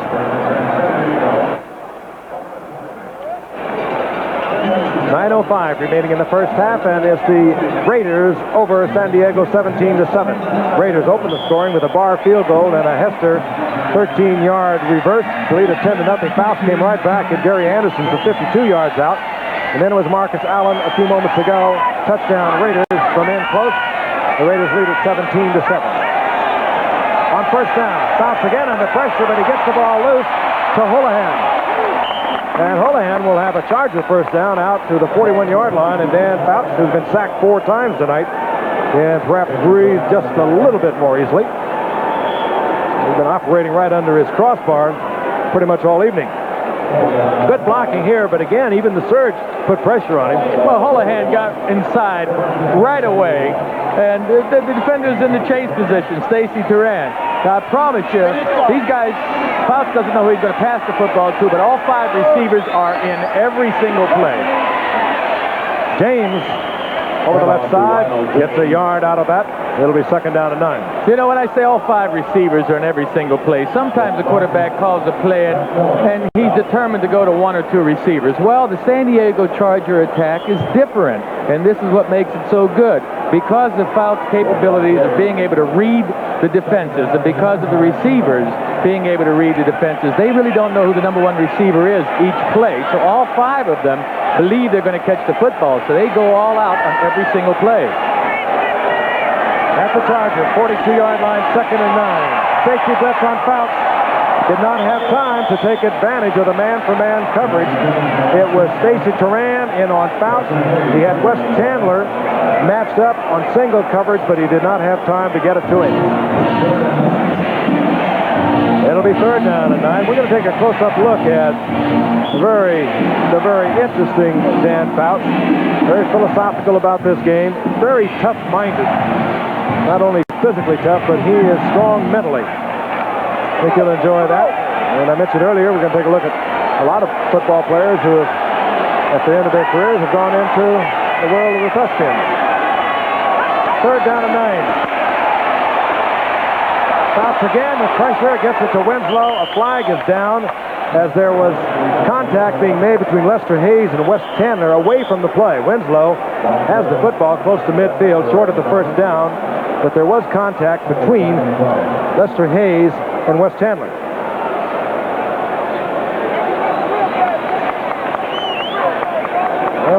Apparently something wrong with the RF microphone of referee Dick Jorgensen. Well, what they did, they called holding on Hayes, which is going to give them automatic first down because the Chargers really got a poor spot on the ball. I thought Winslow had the first down. Illegal contact, number 37, defense, first down.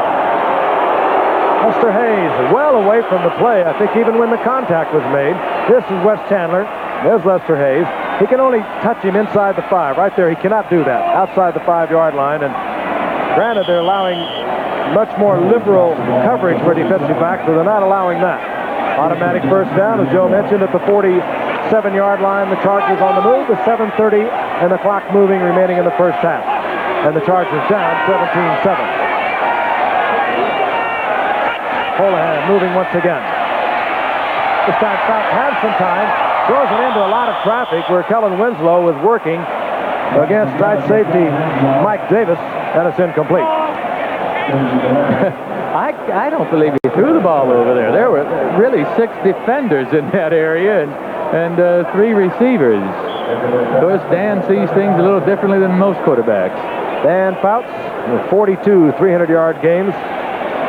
Give you an idea of how good that is. Johnny Unitas held the record until he broke it at 26. He's had 5 400-yard games. Tonight, he's 5 of 11 against a tough Raider defense, 96 yards.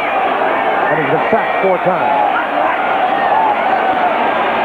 Lionel James spins, twists, and does not get back to the line of scrimmage. Matt Millen, he is so tough against the run. The former defensive end for the Penn State Nittany Lions. That's 4 second down plays that they have run the football, and I think they have minus yardage at this point. Well, they shouldn't run the ball with Matts in the game. You're 5'6" if you're Lionel James, and you're running against a guy who's not much taller than you are, but he weighs 250 pounds, and he's as tough as any linebacker in the game against the run. They have 7 yards at this point. 3rd down and 11. That's Wes Chandler, 89 on the move. Dan Fouts goes down, 5th time tonight. Bill Pickell led that charge by the Raiders' defensive front. That's his 5th sack of the year. The Raiders ended tonight at 31 after 7 games. They trailed only the Giants, who had 37. And at this rate, they could go for a league record tonight. They've sacked Dan Fouts now 5 times. You have to wonder, here's a football team that lives by throwing the football, passing the football. You'd think they could pass protect better than what they're doing tonight. And they are not even allowing Fouts time to find the checkoff man. Colton Walker is back, dangerous return man. Mojenko, who has not been the most consistent of punters tonight, hangs up another short one. Here comes Walker. Stretch move by Walker at the 35-yard line as he stretches it out over the 40. Well, Mojenko erratic tonight. That was a little deeper than he had been punting on his other occasions, but he kicked it low, and that gave Walker a chance to bring it back. Next Monday night, we'll be in St. Louis. The Cowboys and the Cardinals. The Cowboys, of course, leading the NFC Eastern Division by 1 over the Giants.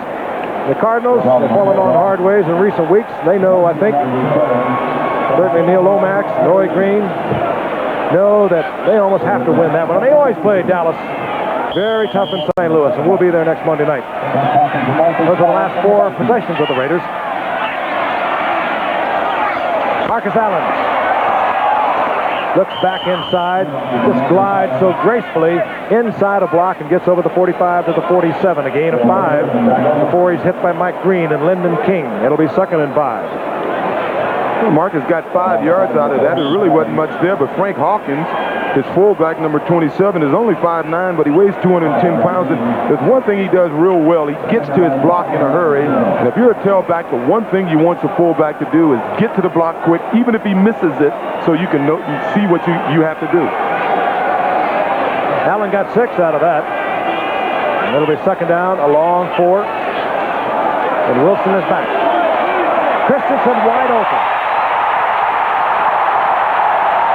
Christensen to the 5-yard line. He ran right by his defender. He tried to go with him with a linebacker. And John Christensen is loving it tonight. Actually, Frankie had Gil Byrd, a safety who has had some experience playing cornerback, covering him one-on-one, and there's no reason for Gil Byrd to get beat by Todd Christensen. But Gil thought he was going to go inside. He took a little bite, thought he was going inside, and Todd went deep. Way to go, Todd. Nice I mentioned earlier that Gil Byrd is playing a new position this year. He's only in his third year, and his first 2 years were at cornerback. And he was up there in that linebacking position working against Todd Christensen, who is so much stronger, so much more powerful. We just threw him off like a match. First down, goal to go. Marcus Allen to the 3-yard line, hit there by John Hendy. John Hendy on the stop. 5 minutes and the clock is ticking away here in the first half in a game that has been dominated by the Raiders, with the one exception, a 52-yard touchdown pass, Dan Fouts to Gary Anderson. When the Raiders tried to cover Gary Anderson, the speedy running back, for the linebacker, Jeff Barnes. Even then, he had to make a circus catch. Second down, goal to go. Marcus Allen looking for touchdown number 2 tonight and held short of the goal line. Well, he certainly earned the right to carry the ball on the next play because he's pounding in there, and he's certainly running as hard as a back can run. One of the reasons Marcus will never have a high average per carry is because they rely on him so much in short yardage situations because of his ability to run hard and fly at times.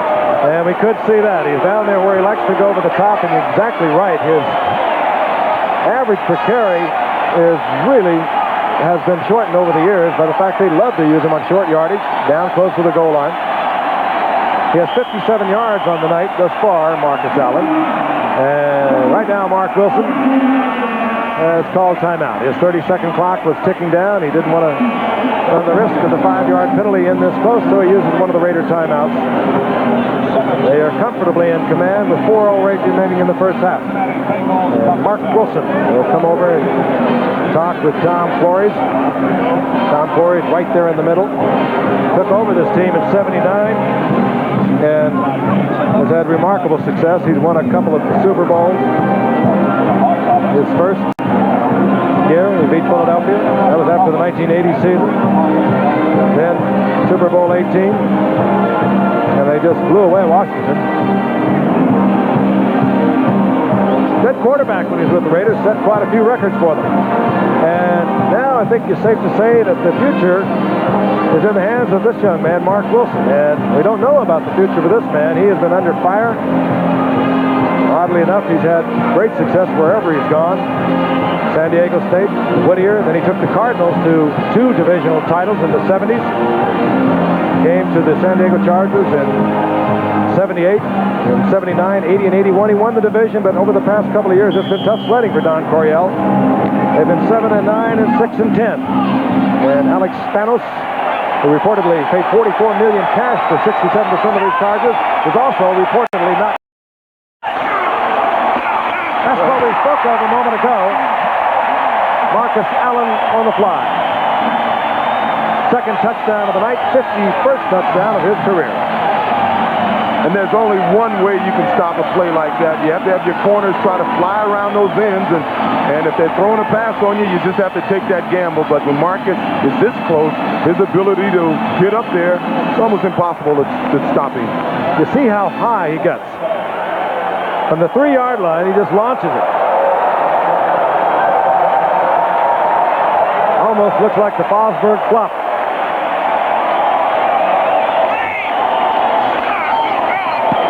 Barnes. And the Raiders have extended their lead, totally dominating this game now. They've been overwhelming on defense. Overwhelming, and they've gotten a better than fair shake in the kicking game so far. They've taken over the football, I think, every time but once in the opponent's territory. I feel a little like Al Michaels the other night. He said, we're not looking for ways to hide things like this, but the ball players are doing it. I harken back to 1982, and we were here, and San Diego came in. They rolled up a 24-0 lead at halftime. They hung around and watched the Raiders come back to win that one, 28-24. So, you know, I'm trying to analyze this game and looking at it early. I made I have to admit, a good mistake. I didn't look into the kicking game enough. Right now, Moschelenko, I don't know what his average is, but it has to be in the short 30s, 34, 35-yard average. And so far, 37-yard average. It's really a shame for this San Diego defense that they've had to take over, go on the field every time, with the exception of once inside their own territory. Yeah, he should be practicing.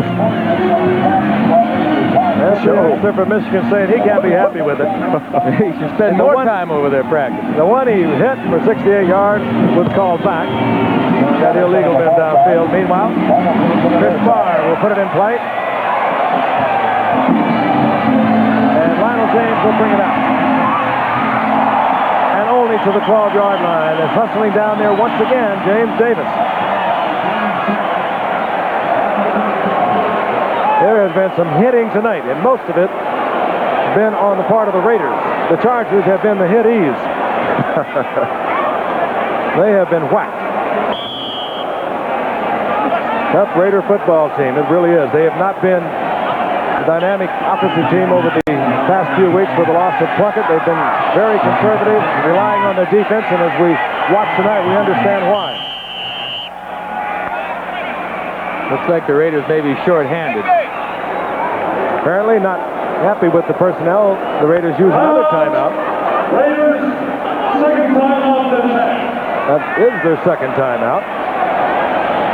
And a wasted one, obviously. You know, we mentioned this Raider defense. It really is one of the finer defenses in the NFL. It's such a contrasting team to the San Diego Chargers. And I'm talking about all the way back in the AFL days, the American Football League. The Chargers were always a wide-open passing game with the likes of Hadel and Keith Lincoln and Paul Lowe. And defensively, you had Willie Brown for the Raiders and Dan Connors. It's been traditional that the Raiders are the tougher of the two teams. Sometimes the finesse takes over, and that's what San Diego's hoping for tonight. So much history with the American Football Conference lodged in these two teams. San Diego Chargers. Originally the LA Chargers. Al Davis, managing general partner and owner of the Raiders, was an assistant coach with the Chargers. And they have been bitter rivals for so many years. Tom Flores played in so many of those memorable games as a quarterback for the Raiders against the Chargers when they were the Oakland Raiders. As a matter of fact, he started the first game these two teams played against each other. It was the Oakland Raiders and the LA Chargers. And who was the quarterback, Joe, of the LA Chargers? Jackie Kemp. Oh, right, guys. Thought I was up on you guys. He has rather more lofty ambitions, I might add. And Tobin Rote may have been around there, too, then. At the 13-yard line, first and 10.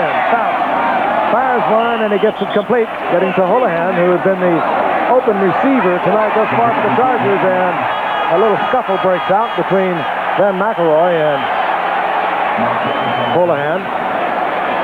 So the Raiders are going to try to intimidate a team from the get-go, but once they get the upper hand, they're really going to try to intimidate you. Hey, Joe, you were talking about those old Raiders. It was always a kid to play the Raiders. They were the most vocal teams in the league. They always had something to say to you.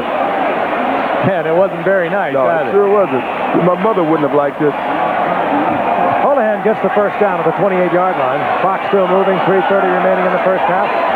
Dan Fouts, quick count, trying to do something to slow that pressure down.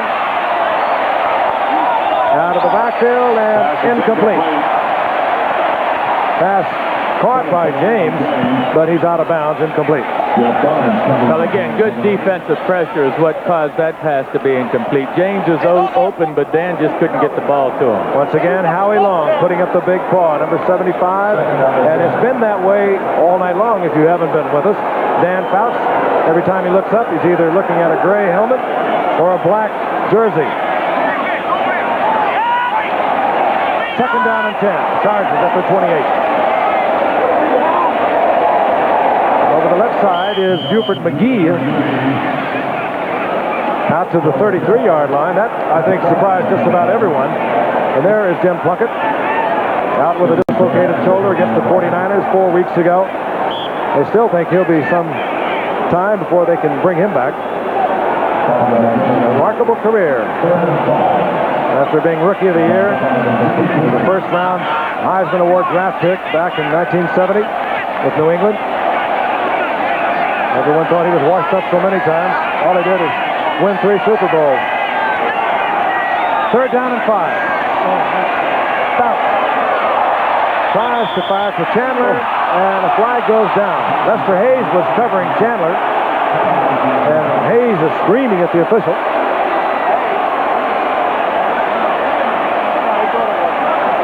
And it will work against the Raiders, and in all probability, Lester Hayes. It's always funny to see a guy who gets caught, right or wrong, how he goes to another official, like that's his counselor, you know, my lawyer. Number 37, defense, first down. San Diego keeps it alive with 2:37 remaining in the first half.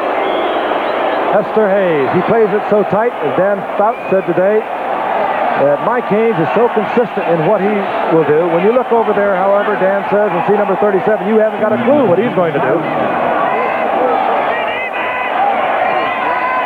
San Diego, 1st and 10 at their own 38. Fouts has the time and gets the ball to Chandler. He's a superb runner once he gets his hands on the football, and he gets the first down for San Diego.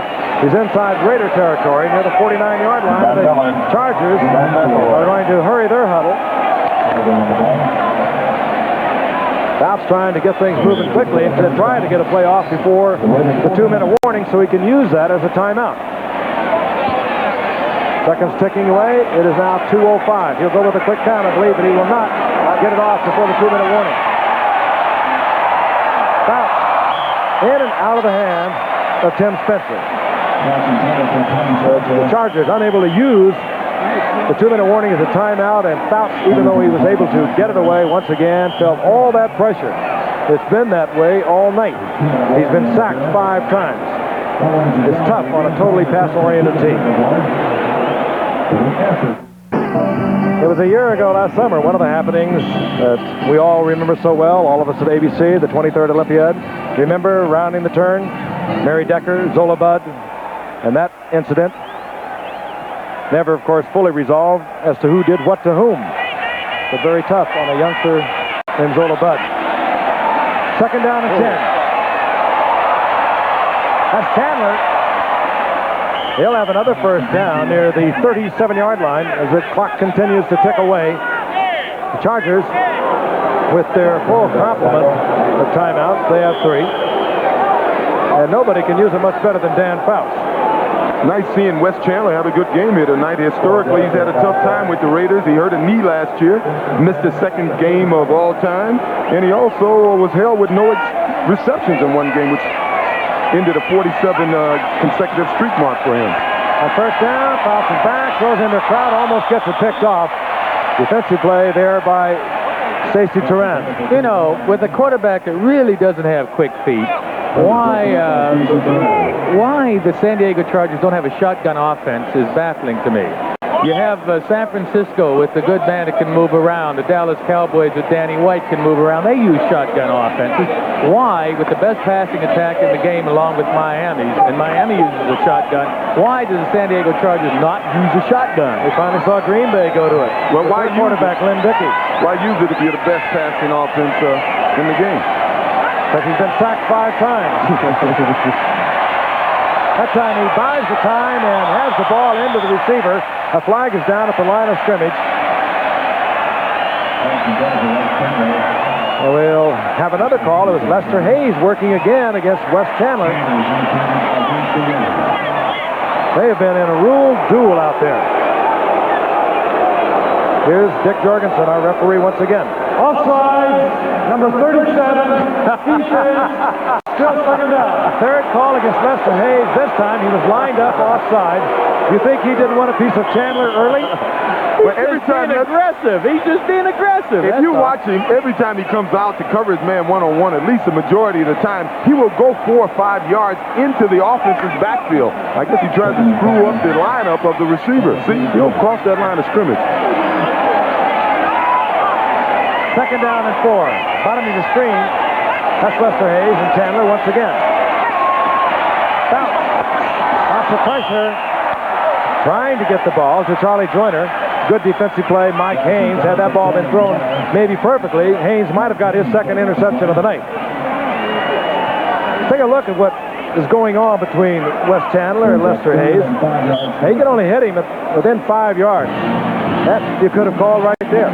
He can't make that contact past 5 yards. Isn't there's not a rule about continuous contact once you... Well, if you especially from the backside, too. You're not supposed to push him from his backside. 1:06 remaining in the half. 3rd down and 5. San Diego would dearly love to put some points on the board. Ball incomplete. Again, it was Raider defensive lineman blocking offensive charges right into Dan Fouts' face. Dan Fouts, tough as I said mentally, but he has to be wondering, give me a break, guys. I can do something if you give him a little time. That's exactly right, and that's why I don't understand why they're not using a shotgun. You do buy a little more time back there. You're already 4 yards deep, and again, Dan is not that nimble at getting back. Seems to me that he'd be in better position to pass the ball. He's already lined up 4 or 5 yards deeper. Bob Thomas, 6 of 8 on the year, 50-yard attempt. No chance on that one. Never a long kicker when he was with the Chicago Bears. He's kicking now for San Diego because of an injury to Ralph Benerska.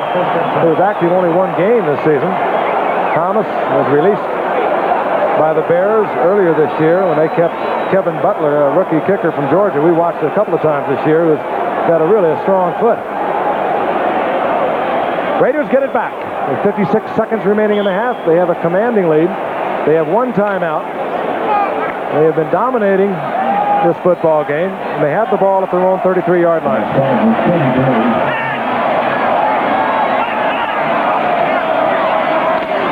Marcus Allen likes to break it to the outside, this time pursued by Gil Bird.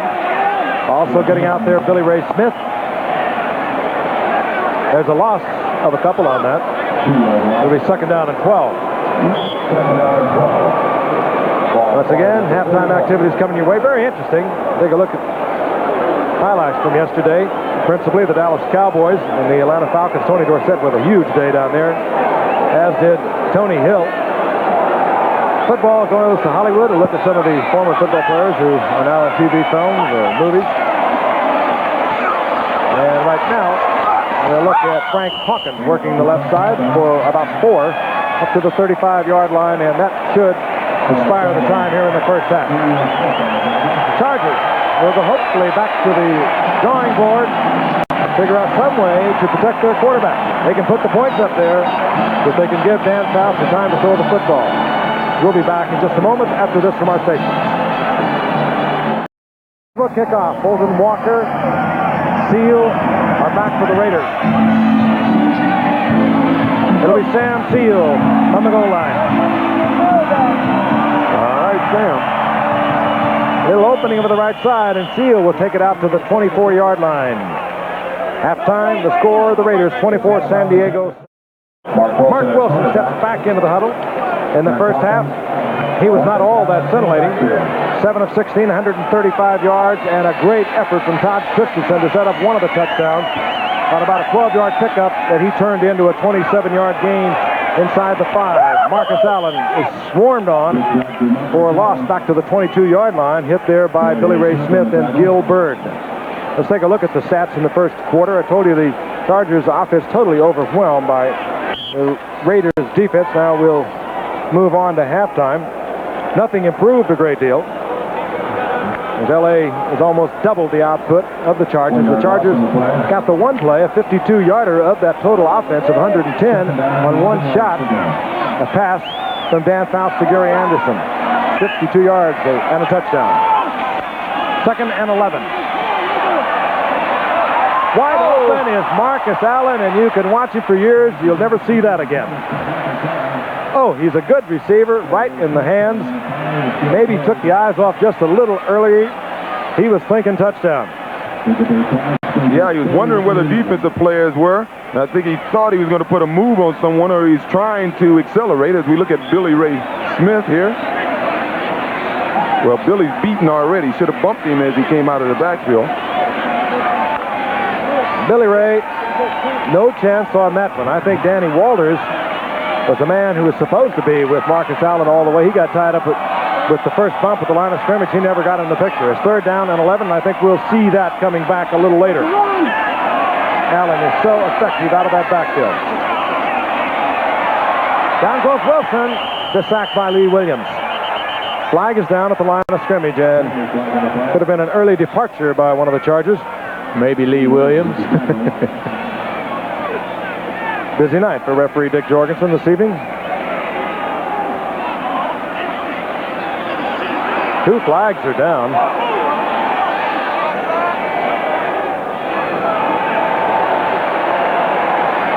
Well, San Diego got both calls, holding and an offside.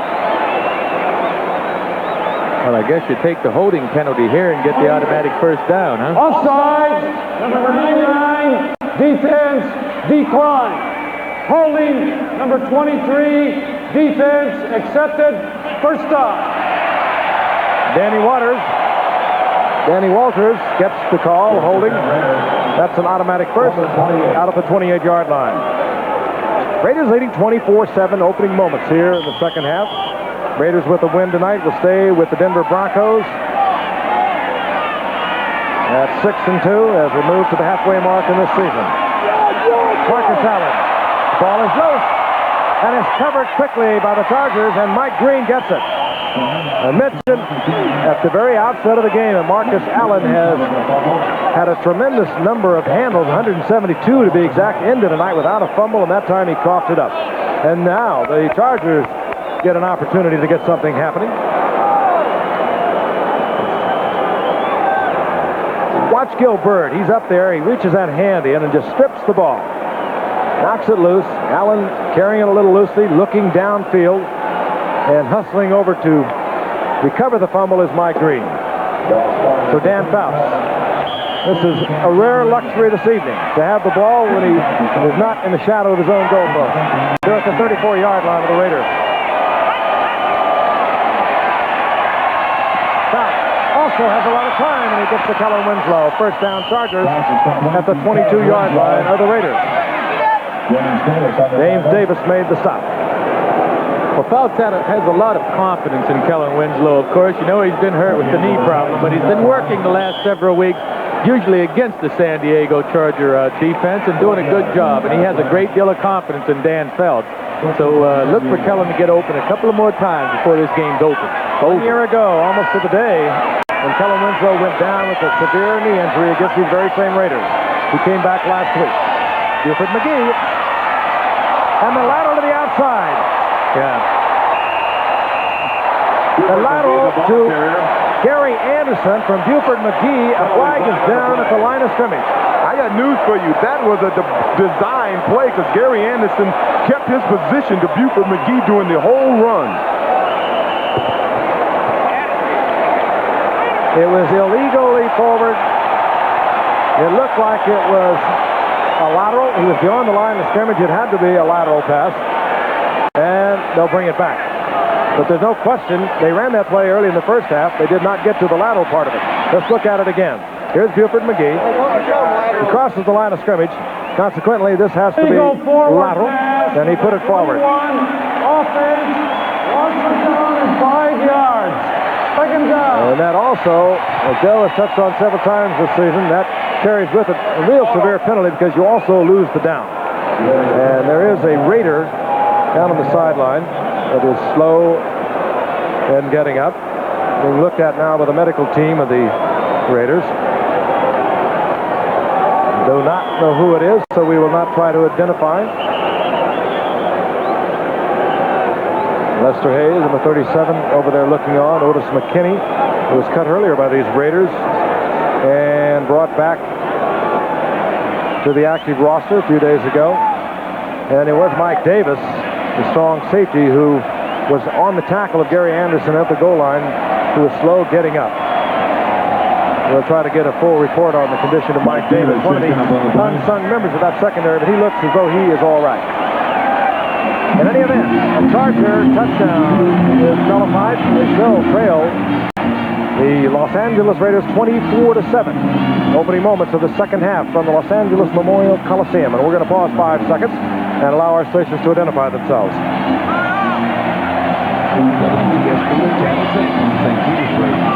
Take a look at our scoring throughout the game. The Raiders got on top 10-0 really quickly, and then Anderson caught a 52-yard touchdown pass from Fouts. Gary Anderson, the running back, flanked out, working against Barnes, the linebacker. Second quarter action, Allen got a couple, his 50 and 51st career touchdowns. The Raiders have dominated overwhelmingly on defense. Second and 11. Fouts has the time, and the man's open. Chandler comes down with the ball inside the 10, near the 8-yard line. It'll be first down, goal to go, a 12-yard pickup. That time, Chandler was open, and Fouts had the time. That was the key. Joyner on one side, Chandler at the far side of the screen. Chandler comes in motion, turns it upfield, and then breaks it to the flat. But more importantly, on your left side, you see that Fouts does not have that pressure. And when you have the time, you know he's going to deliver it. Oh, he'll deliver it. This offensive line needs to give him some time, and they'll get some points. First down, goal to go. Gary Anderson. Hard running down close to the 3-yard line. Gain of 5. Give him 6. It'll be second down, goal to go. You know, in that last, by the way, the lateral call, the infraction, a lot of people may not understand, but that penalty is marched off from where the infraction actually occurs. It was second down and 11 because the man had a 6-yard or 4-yard gain, and so they marched it off from where he actually lateraled the ball to make it second and 11. Chargers trying to get back into this game. Second down, goal to go. Anderson, the single setback, and they work him to the left. We told you about him throughout the first half. He is one fine running football player. Not big. He's 190 pounds, but he plays big. Did an excellent job on the last 2 runs. Those plays were designed to go out a little further, and he cut both of them back and picked his way in real well. As you can see, look at Howie Long scoot over. The Raiders knew the play was going that way, and they were slanting that way, and he does a good job instead of staying with the guard, makes a man miss, and powers his way into the end zone. Stepped over Rod Martin, used every ounce he had, pounds it in. Bob Thomas on for the conversion. The Chargers have opened the scoring here in the second half. And now, Chargers down by 10. Keep in mind, these games in the series have all been high scorers. When you play the San Diego Chargers, you like to have your secondary fairly healthy because you know they're going to get a lot of balls in their direction. Mike Davis is out with a bruised hip. We don't know whether he'll come back. There he is. You saw him go out a few moments ago. More importantly, perhaps the free safety, Van McElroy, has a hamstring pull, and we are told he will not be back. So Otis McKinney, we suspect we'll see some action. Stacy Turan will be in there as San Diego kicks away. Good kick by Bob Thomas. Holds Sam Seal in the end zone, and the Raiders will have the ball back at the 20-yard line. Monday night, a week from tonight, we'll be in St. Louis. And they'd like to congratulate not only the Kansas City Royals, they were spectacular in coming back, both in the playoff series and, of course, in the World Series, but also the St. Louis Cardinals. It didn't work out for them, but they got there. So our congratulations to them. But we'll be in the city with the Golden Arch. A week from tonight, watch the Dallas Cowboys and the Cardinals go at it. And might be Custer's last stand for the Cardinals, who have really been trouble over the past few weeks. They were a team picked by many to win the Eastern Division of the NFC. And now they need to win just to stay in the race. First and 10, Mark Wilson back. Marcus Allen gets the first down at the 31-yard line. Busy night for Marcus Allen, but it's been a busy season ever since Jim Plunkett went down. They have relied so much more on this great football player, playing a very conservative offense, using Marcus Allen in the running game, also as a pass receiver. He can take a 5-yard pass and turn it into a bunch very quickly. Allen, the draw play to the 35-yard line. That'll be a pickup of 4. It'll be second down at 6. Mike Green made the stop.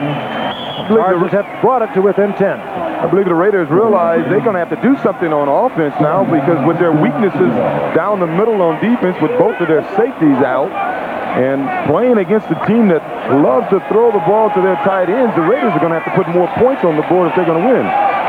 Cliff Brandt, the veteran, activated this week to split wide receiver to the left of the Raiders. Mark Wilson puts it up to Dokie Williams, and the Raiders get the big one inside the 30 of the Chargers. Well thrown ball. Dokie Williams got behind John Hendy, the rookie out of Long Beach State. Wilson got it there. Had he put it on stride, it would have been 6. Dokie's been a big play receiver all his life, really. At UCLA, his senior year, he only caught 8 passes, but 4 of those were for touchdowns.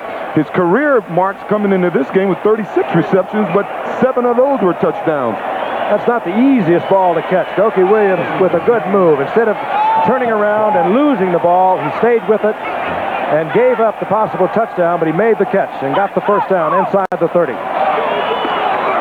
Well, you know, Frank, that last play, Jeff Dale, who was the safety also that time, should have been yelling at John to turn around and look for the ball. He was down there. It's like a man catching a ball on a punt or a kickoff. You help him.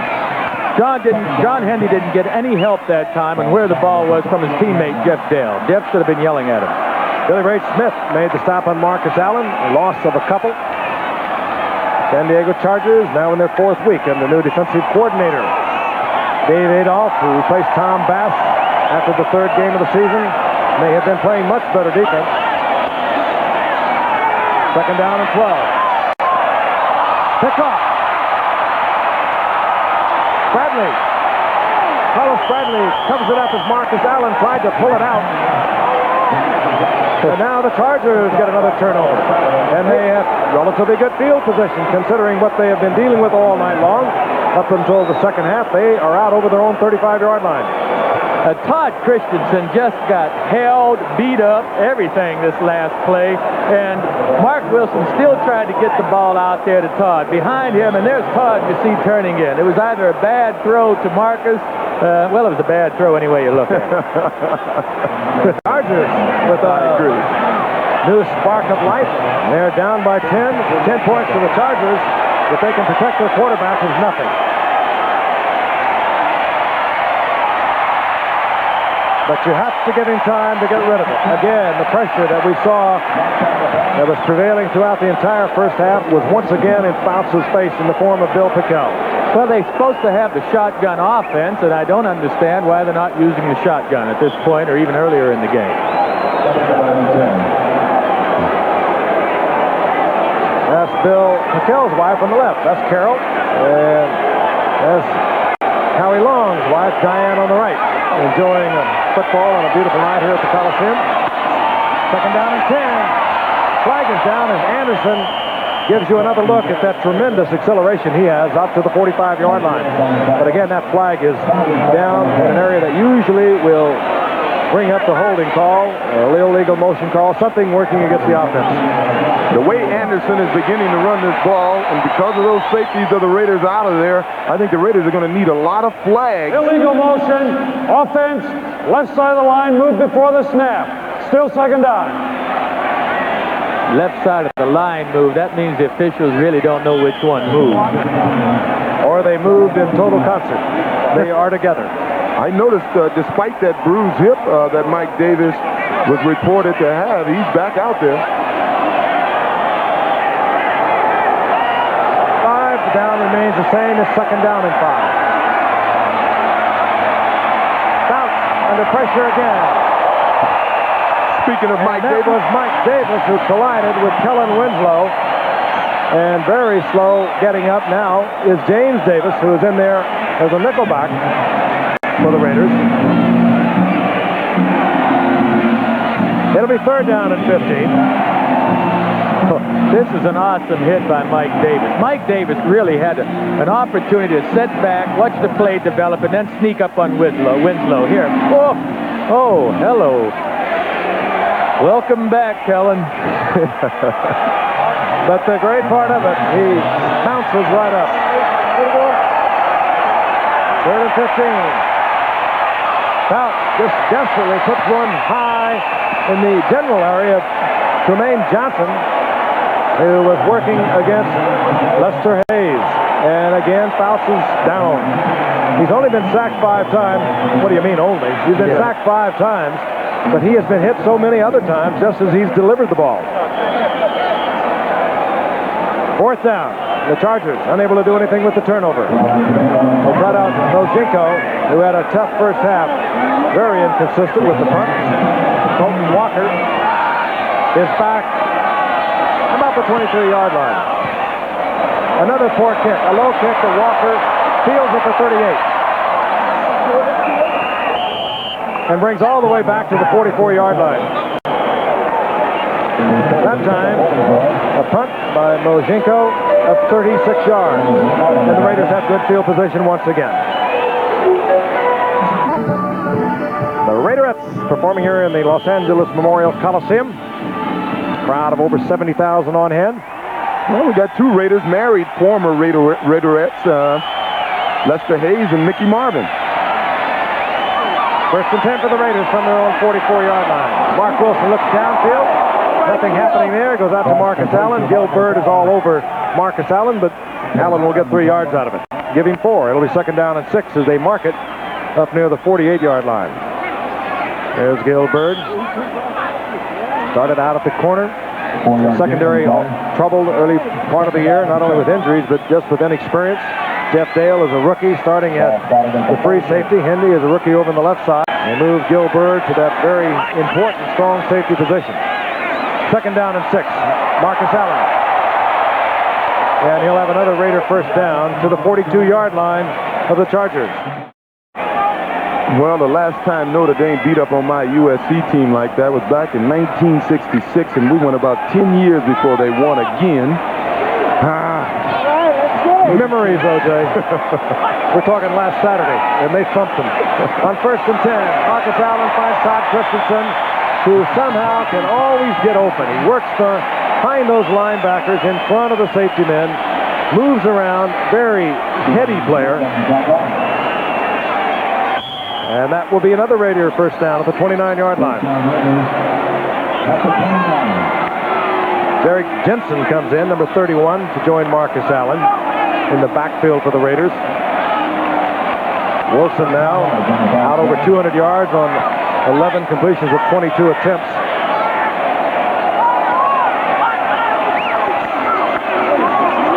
Marcus Allen, right side, behind Henry Lawrence and Mickey Marvin. And the big men just surge forward to give Allen 3. Henry Lawrence over their right side is really the only healthy lineman the Raiders have had all year long.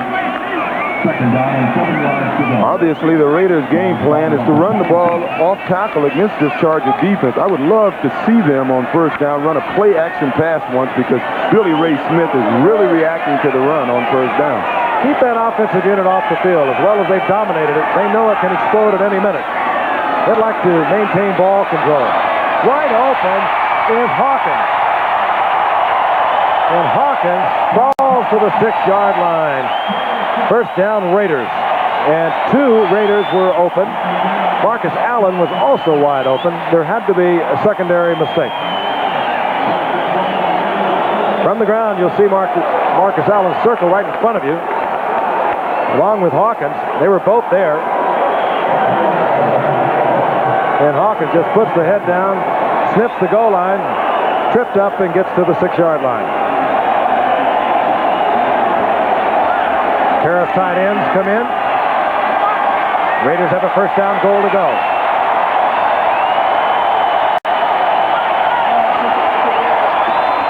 Marcus Allen took kind of a hesitant step. Delayed even more from the 8 yards that he lines up on that play. And he was hit by Billy Ray Smith, first-round draft pick and the son of a great All-Pro with Baltimore. And Billy Ray Smith Sr. happened to break my wrist one day in Shea Stadium. A good hit by Junior there and a fine linebacker. Well, he took the blocking on. That's what he did. Well, somebody has to do the dirty work. That's right. What we need is the refresh. Get Billy Ray's attention. Second down, goal to go. Allen hit really hard by Hendy. Bounces off into the end zone. Third touchdown of the night for Marcus Allen.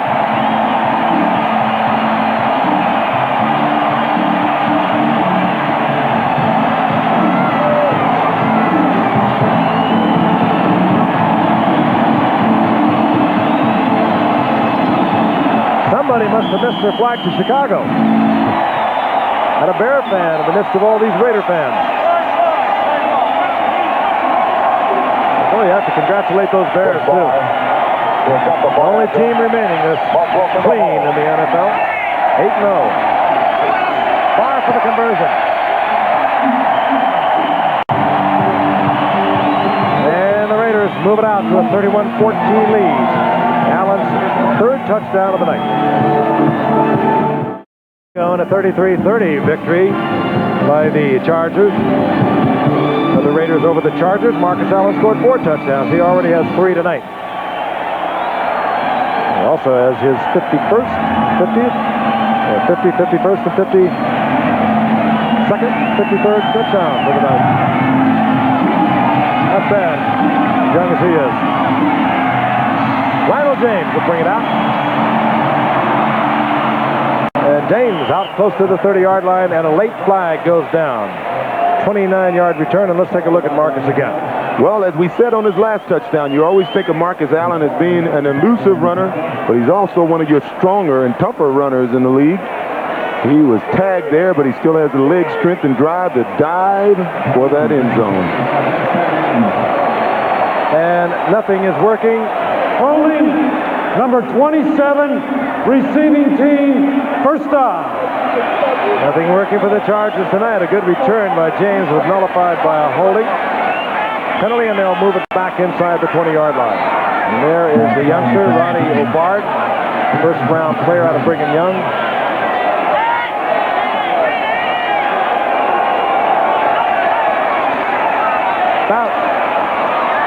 Fires over the middle to Kellen Winslow, and Winslow gets 8 yards out to close to the 28-yard line. Put there by Rod Martin. And a host of others. Well, Moran was there. James Davis was there. That's the Raiders' way of playing this game. And you know, they are all over you. And San Diego's way of playing is, well, they really don't need to change their style now. They're a passing team. They just need better pass protection to get going. There's a gain of 8, is second down and 2.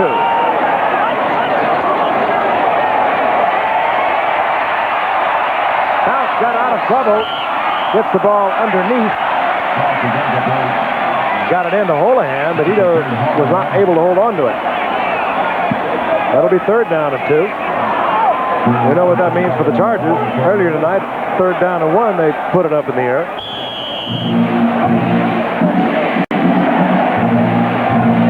And Fouts looking over, picking up the play. Ernie Zampese calls that play down from up high overhead here in the press box. Flashed into Dan Fouts. Job, of course, to coordinate the personnel with the play, because the Chargers are constantly changing personnel. Buford McGee, this time he gets the ball to Anderson. Flag goes down late as Anderson turns on the speed. Flag is down. And it's all the way back to the 36-yard line, and most of the Raiders are indicating that it is against San Diego. Holding.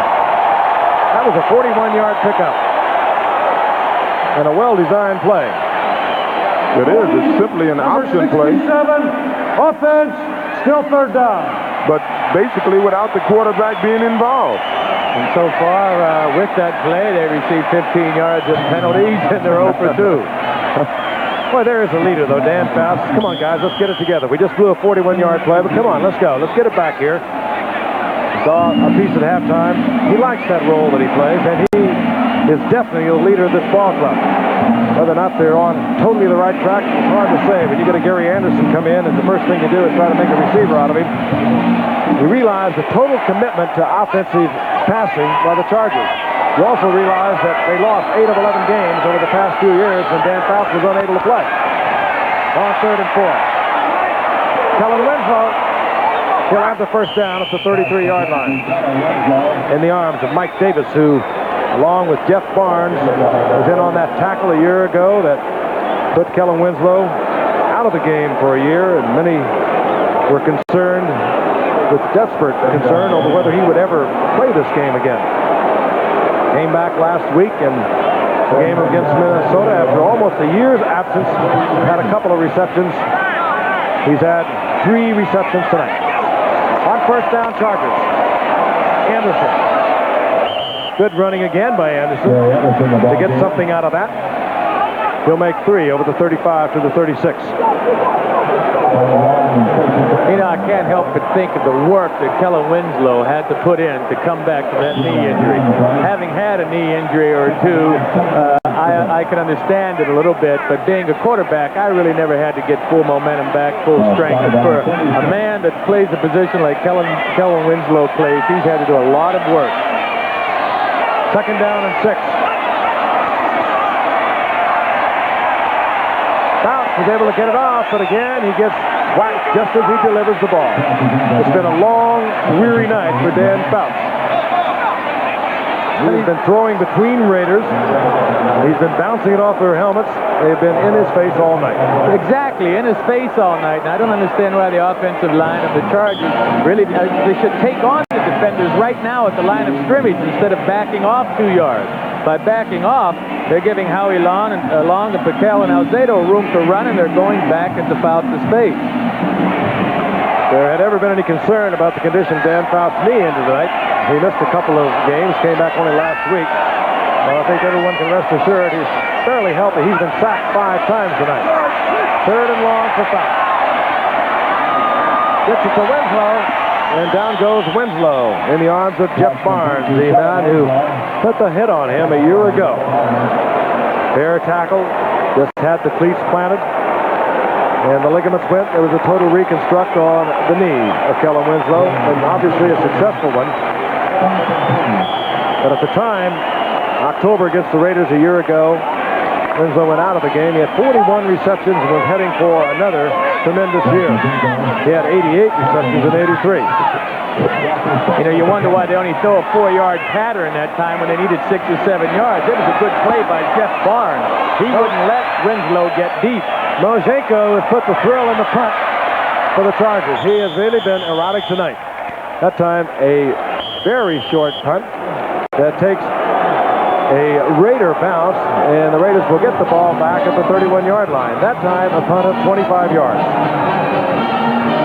That's to light the torch that symbolizes the opening of the Summer Olympic Games. So many memories. O.J., you worked the track and field here. Great moments. And one of the biggest thrills was if Raper would make it up all those steps. He did. He had a pulled muscle from the rehearsal the night before, but he made it. First down and 10. 35-yard line. Raiders in command. Marcus Allen swings around the right side. 3, 4 yards as we begin the fourth quarter. In just a few moments, seconds ticking off here in the third period. Chargers with a final quarter.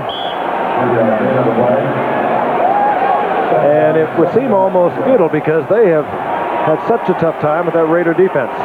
Their own defense, considering its youth, its inexperience, change of defensive coordinator, has performed rather well tonight. Second down and 6. Todd Christensen, a Raider first down near the 48-yard line. Todd just keeps getting the job done. It was in 1982, a Monday night game, that Todd really sort of became a star. He was replacing Derek Ramsey at tight end for the Raiders, and it appeared as if Ramsey was coming back. He was healthy that game, but Todd caught a touchdown pass right before the half. He ended up catching 8 passes in the game, and he's been a star and a starter ever since. And the Raiders came back in that game from a 24-point deficit at halftime. We'll be back after this from our station. We begin the fourth quarter with the Raiders overwhelming the San Diego Chargers 31-14. Todd Christensen, a part of the active line, along with a great defensive effort by his team. There's Christensen, his over 100 yards and 5 receptions tonight, the 7th time in a relatively young career, because he was cut by the Cowboys and cut by the Giants. Arrived here, didn't do much his first year in 81. But in 1982, as O.J. just touched on a moment ago, he became a true superstar. First down and 10. The Raiders from their own 49-yard line. Mark Wilson fires. And the completion is inside the 40-yard line of the Chargers, and it's Todd Christensen once again. A great possession receiver, Todd Christensen. Watch him come down, very cerebral about defenses. He comes down, he'll look, spot the linebacker, and he gives Mark Wilson a shot, an opening right away. Moving away from Bird, inside Lyndon King. A Raider first down. A thinking man's tight end.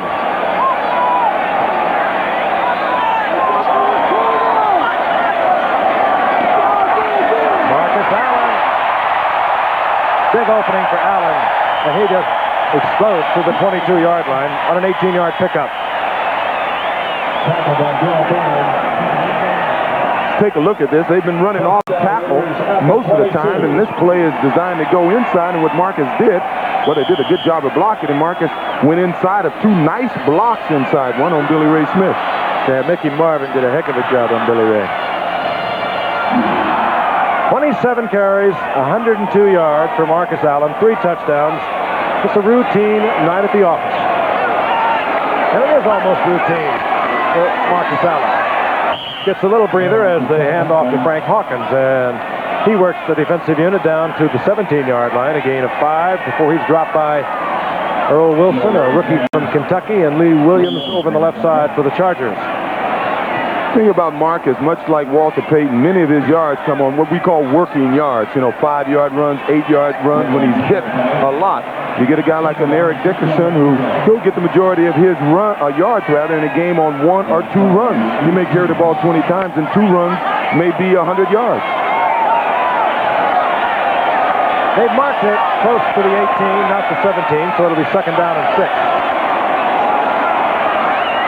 Mark Wilson tried to get it into the end zone, intended for Jesse Hester, or at least I think it was. A couple of Raiders in front of it. That ball was thrown well beyond the reach of Hester. Take a look at the halftime stats.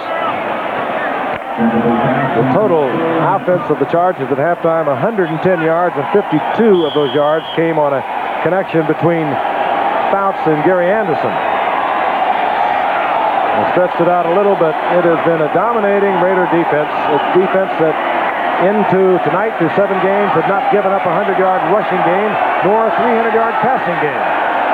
And it looks as though that defense is going to keep that record intact. Third down, 6. Wilson times it out to Dokie Williams. He bobbles it out of bounds, incomplete. John Hindy back there, the rookie from Long Beach State, was trying to stay with Williams, and had Mark Wilson put that up a little more into the corner of the end zone, that would have been a quick 6. Because he was behind John Hindy. Well, it's because of this great Raider defense that they've gone to a different philosophy on offense. They're very conservative now, and what they're trying to do is not self-destruct like they did earlier in the year when they were turning the ball over. Chris Barr, 35-yard attempt. He's hit from 20 yards out. He missed from 50 yards.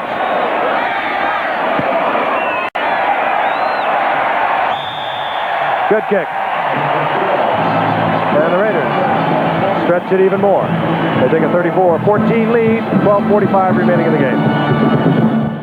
Herman, who started the last 3 games for the San Diego Chargers when Dan Fouts was gimpy with the bad knee. Former Indianapolis Colt player who was drafted originally by Denver and then got swapped to the Colts for the John Elway deal. Chris Barr pops it, and Lionel James will bring it out. And James works it out to the 25-yard line before he's hammered there out of bounds by Andy Parker. From the goal line. So the Chargers now have 12:35 remaining in the football game in their season. I think you have to consider a little bit in jeopardy. Very strong Western Division of the AFC. Denver has a 6-2 record. The Raiders will be 6-2 after tonight. Seattle had a couple of tough weeks, but you know they're going to be there. They're 4-4. First down and 10. Fouts with a beautiful pass, finding Wes Chandler. Close to first down yardage. Yes, he'll get it. That time, Wes Chandler working against one of the best in this game, Mike Haynes, as Fouts comes back and challenges Mike Haynes really early in the first quarter. He went with that same pattern, and Mike Haynes stepped in front and picked it off. Yeah, but he knows now with this kind of lead, he's just not going to let any of the Chargers get deep, so he'll give up that out pattern. First and 10 Chargers at their own 35-yard line. And Howie Long just pushed the man blocking him, Sam Clapham, right into the face once again of Dan Fouts. You saw that funny motion as Fouts tried to get the ball off. He couldn't throw it with his ordinary motion because Howie Long has straightened up his man. He didn't get the sack. It's not going to be a statistic, but he is such a force defensively for the Raiders. Great football player. Can get a lot of arguments that he might be the best going today.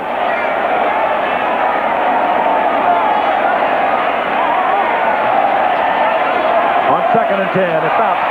Tripped. He could have been stepped on as he pulled away from the center, but down he goes, and the loss will be back to the 30-yard line.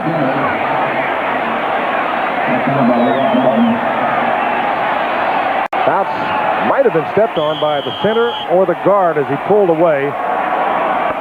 He goes down, and the loss is of 5 yards. That may be the best argument for your shotgun, Joe. Hey, every training camp with the New York Jets, I would lose both of my big toenails. John Schmidt would step on my feet, I promise you, the first month and a half of the season, time in and time again. They're down 15. Everyone's coming. They're picked up. Fouts around single coverage. Does get it off. He takes a tremendous shot in the back. The safety blitz is on. And Dan Fouts is going to need a lot of tub time the rest of the week. Let's take a look at it again. He had single coverage. The blitz was on. It was relatively well picked up, considering what's happened throughout the game tonight. Has a little bit of time. Takes a tremendous shot from Mike Davis, the blitzing safety man, and works his way in a weary fashion off to the sidelines. Moshenko on to punt again.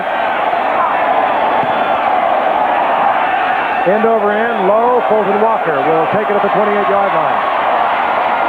And he's turned upside down at the 35 to the 37.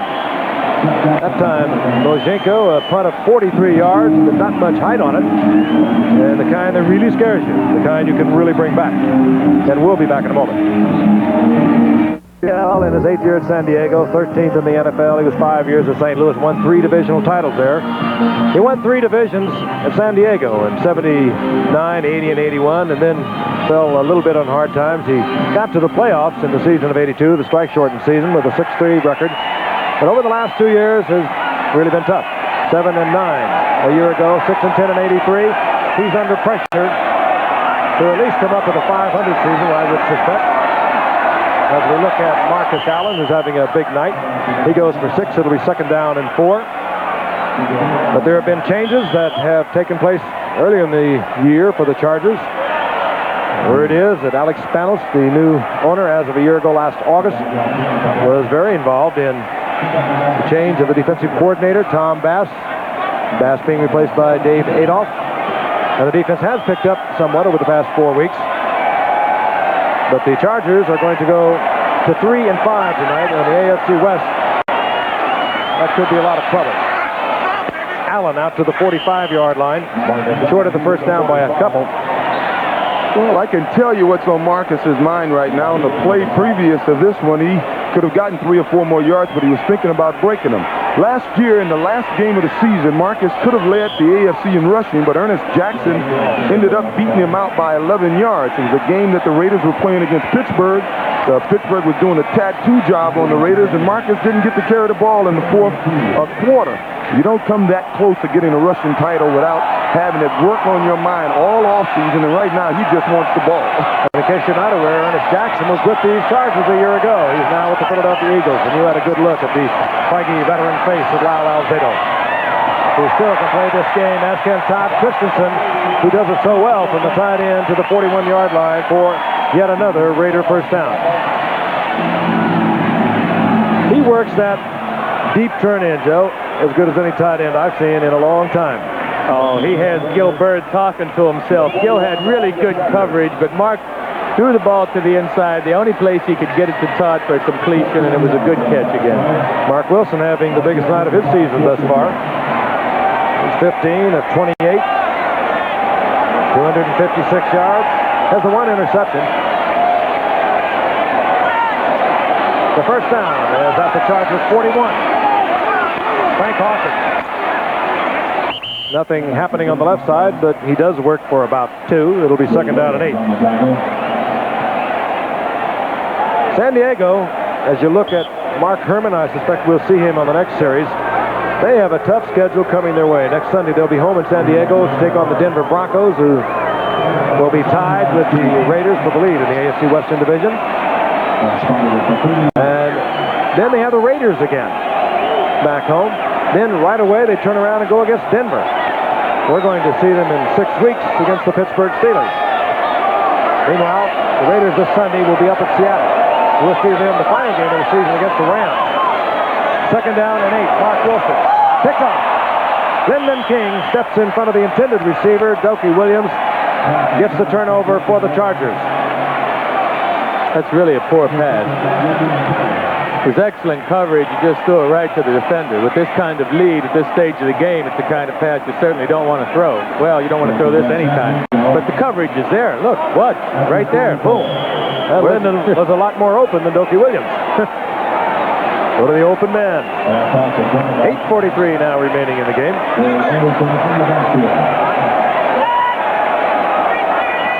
And Fouts stays on at quarterback, even though they were working Mark Herman on the sideline. Fouts this time with a lot of time, and he still has to throw underneath. And there's Kellen Winslow, running and twisting and turning like the Kellen Winslow of old. And he's to midfield with the Charger first down, a gain of 16.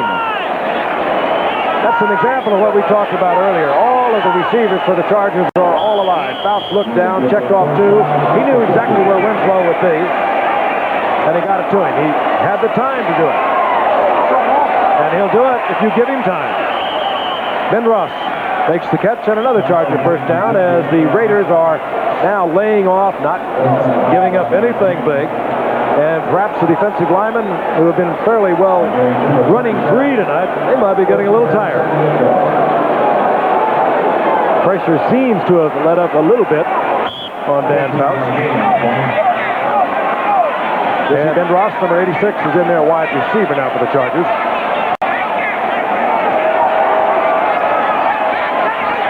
First down, quick count. Fouts dances, looks for the alternate receiver, finds him at the 22-yard line. It's Ben Ross again, and another first down. And they move the chains one more time. 8:04 remaining in the game. Chargers down by 20, 34-14. The man is the leader, though, Joe. He stays in there, hangs in there, getting his Chargers all together. He's a brilliant player, but he needs help. You know, the offensive line has to get protection. Any quarterback needs good protection to be successful.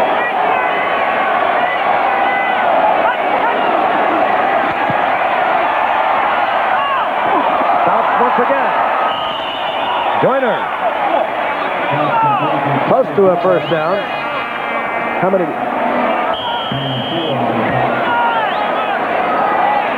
Great player for so many years. In his 17th year, every time he catches one, he expands on his all-time numbers for the leading receiver in the history of this game. The remarkable thing is he's played in 172 consecutive games. Second and real short. Fouts used it, looking for 6 points to Wes Chandler, incomplete as he was covered well by Lester Hayes, really well. Don Coryell would have liked to have seen a flag on that. Yeah. Number 37, Lester Hayes. Chandler gives it a look like he's going to bring it inside.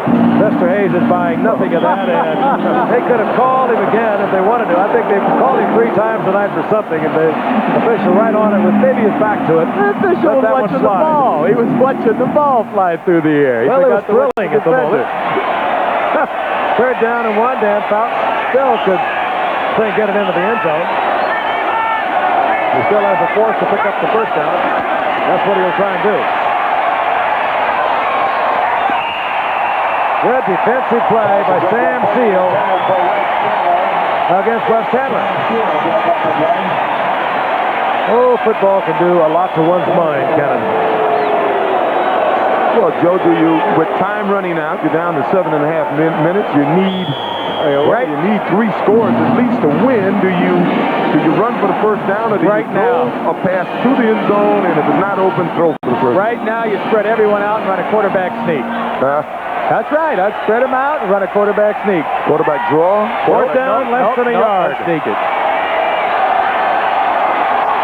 Gary Anderson. And the Raiders get it back. The defensive line, the defense has dominated these Chargers all night. That's Bill Pickell on that move. Bill Pickell, Howie Long. They have been right in Dan Fouts' face all night. They have been in the backfield almost as quickly as Fouts could get back there. They almost beat Fouts back to Gary Anderson. They had no chance. I wouldn't run a sweep in this game, I'll tell you that. I thought they'd throw, and if a guy's open in the end zone, hit him and hit one of his outlet men if the guy in the end zone wasn't open.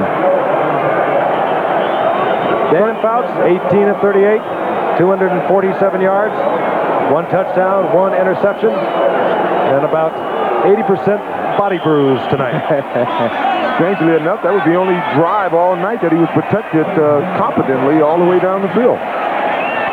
For Marcus Allen, big night, 29 carries, 109 yards, another 100-yard night for Marcus Allen, 3 touchdowns.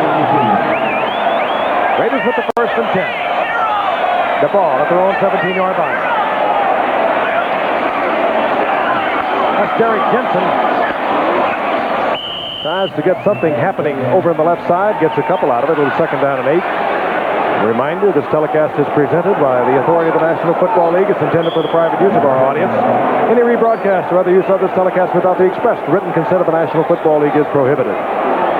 Also a reminder, next Monday night we'll be in St. Louis. The Dallas Cowboys will also be there. The St. Louis Cardinals will attempt to get back in that Eastern Division race of the NFC.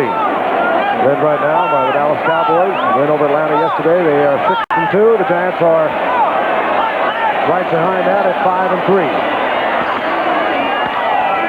Marcus Allen works for a couple. It'll be 3rd down and 5. Tonight on Nightline, well, he's attracted the Army, the Navy, a flotilla of scientists. I'll tell you, I frankly am worried myself about old Humphrey. But Humphrey, the humpback whale, still can't find his way home. I understand he's working his way out, though, getting a lot of support by the people up in the Northern California area. We're going to cover that story for you tonight on Nightline following your late local news. The continuing saga of Humphrey, the humpback whale. I hope he makes it. We'll be back in a moment. At the Coliseum in Los Angeles. Crowd of over 69,000 on hand tonight, and they've enjoyed superb defensive play on the part of the Raiders. Good showing by Mark Wilson, and another great night for Marcus Allen. 3rd down and 5 for the Raiders. That ball bounces right back in the face of Mark Wilson as it's deflected away. It'll bring up 4th down, and the Chargers will get it back in fairly good field position, providing everything goes as they would like. They'll bring out a fun little man. All 5'6" and 170 pounds of Lionel Little Train James drops for the Chargers. There he is. Powerful running back. I tell you, he's had a good career up to now and it's excellent season. You know, you think about USC when you think about tailbacks, but if you take a good look at Auburn, of course, Lionel James, his senior year blocked for Bo Jackson, and you think of guys like Joe Cribbs and William Andrews and the late Joe Delaney. Auburn is doing a heck of a job of sending great runners into the NFL. Brooks, too. That was Joe Brooks. Yes, that's right. Don Coryell, he'll never give up. He's out there shouting instructions to his special teams unit. Ray Guy comes on for only his 2nd punt of the night. Ray Guy had led the league with 18 out of bounds inside the 20.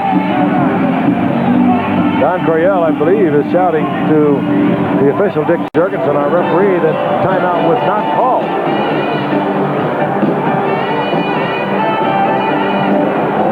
They'll get this worked out on the sideline.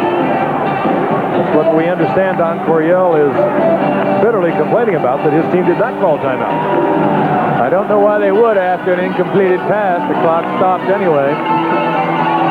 Well, it's hard to believe that the referee, Dick Jorgensen, would make it up. Somebody must have put it into his head. Things go bad. Things also get a little disorganized. Well, all right. Who called timeout? Did they decide who called timeout here? Who took the strawberries? Roll those marbles. Captain Quigg. This game will make you that way, too. That'll be a little nuts to get into it. You go stark raving crazy in about 2 years. A lot of times they lock you up in about 5. Great guy, having a great year. Good net at 38.2, averaging over 42 yards a punt. And he has those good hands that can save a bad snap. James decided not to go with the fair catch at the 45-yard line. He paid for that decision as he was pounced upon by Otis McKinney, a fine special teams member of these Raiders who was cut earlier in the year and showed up in Kansas City for a brief tour of duty. We saw him there. We saw the Raiders lose there early in the year. And now the Raiders have him back. Well, when you go down to 45 men from 49, you don't have the luxury to keep great special team people like Otis McKinney. The Raiders are glad to have him back. On first down. Van Pelt gets things underway quickly and tries to get it to James. And James with a wild collision there with Stacy Turan. Second-year man out of Notre Dame is turning into a fine defensive back. Had a 76-yard touchdown interception early in the year against New England. He's pretty much all over that field. Let's pause 5 seconds and allow our stations to identify themselves. WTSP Channel 10, St. Petersburg, Tampa. The LA Coliseum, the Raiders totally dominating the San Diego Chargers. They lead 34-14, 6:20 remaining in the clock is moving. Van Pelt.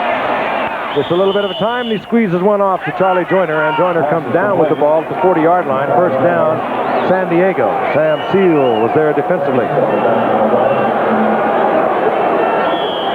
Charlie Joyner came into the night 683 career receptions. He now has 685, and Pelt looking for Joyner again. Now he has a lot of time. Tries to get Chandler back into the pattern. It's incomplete.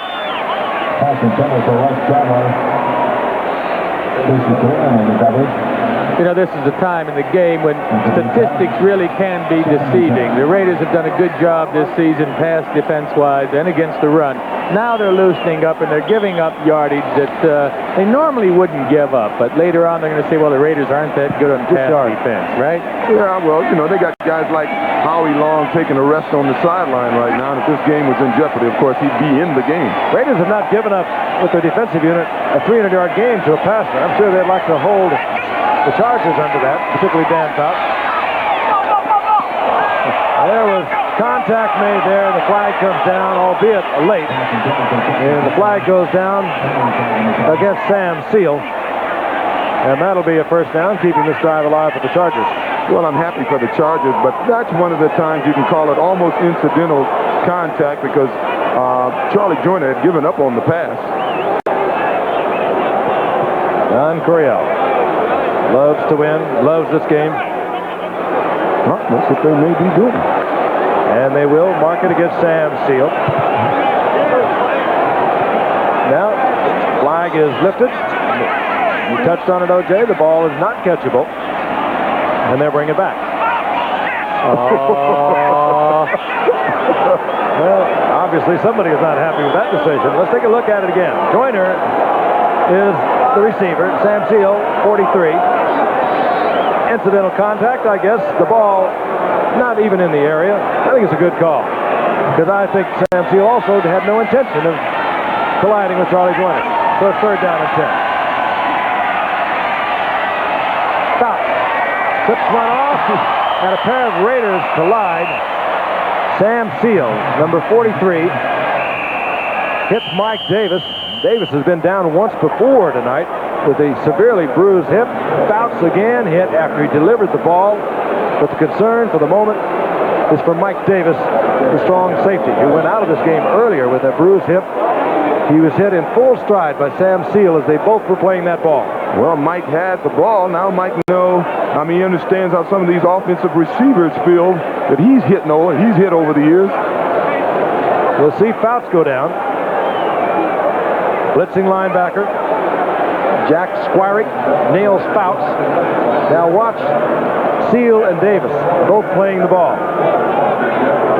And a full sprint Mike Davis, eyes only for the ball, is hit by Sam Seal, number 43, and they continue to work on Davis.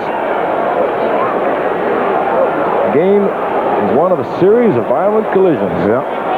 Mike is one of the more underrated, I guess you can say, strong safeties in this game. He's the only member of this Raider secondary who didn't go to the Pro Bowl last year. Of course, he's best remembered for that playoff game interception. Brian Sight, they're on the goal line down there in Cleveland. All Brian had to do is hold on to the ball, kick a field goal, they win the game. We continue to talk to Mike Davis. They're not looking at his legs or his ankles. So one would suspect that he either has the wind knocked out of him, and I don't think that's the case. He might have a minor concussion. We will not speculate. We'll try to get a definitive word from the sidelines. Mike Davis up on his feet. He might not be quite sure which stadium he's in, but he's up and he does appear to be all right.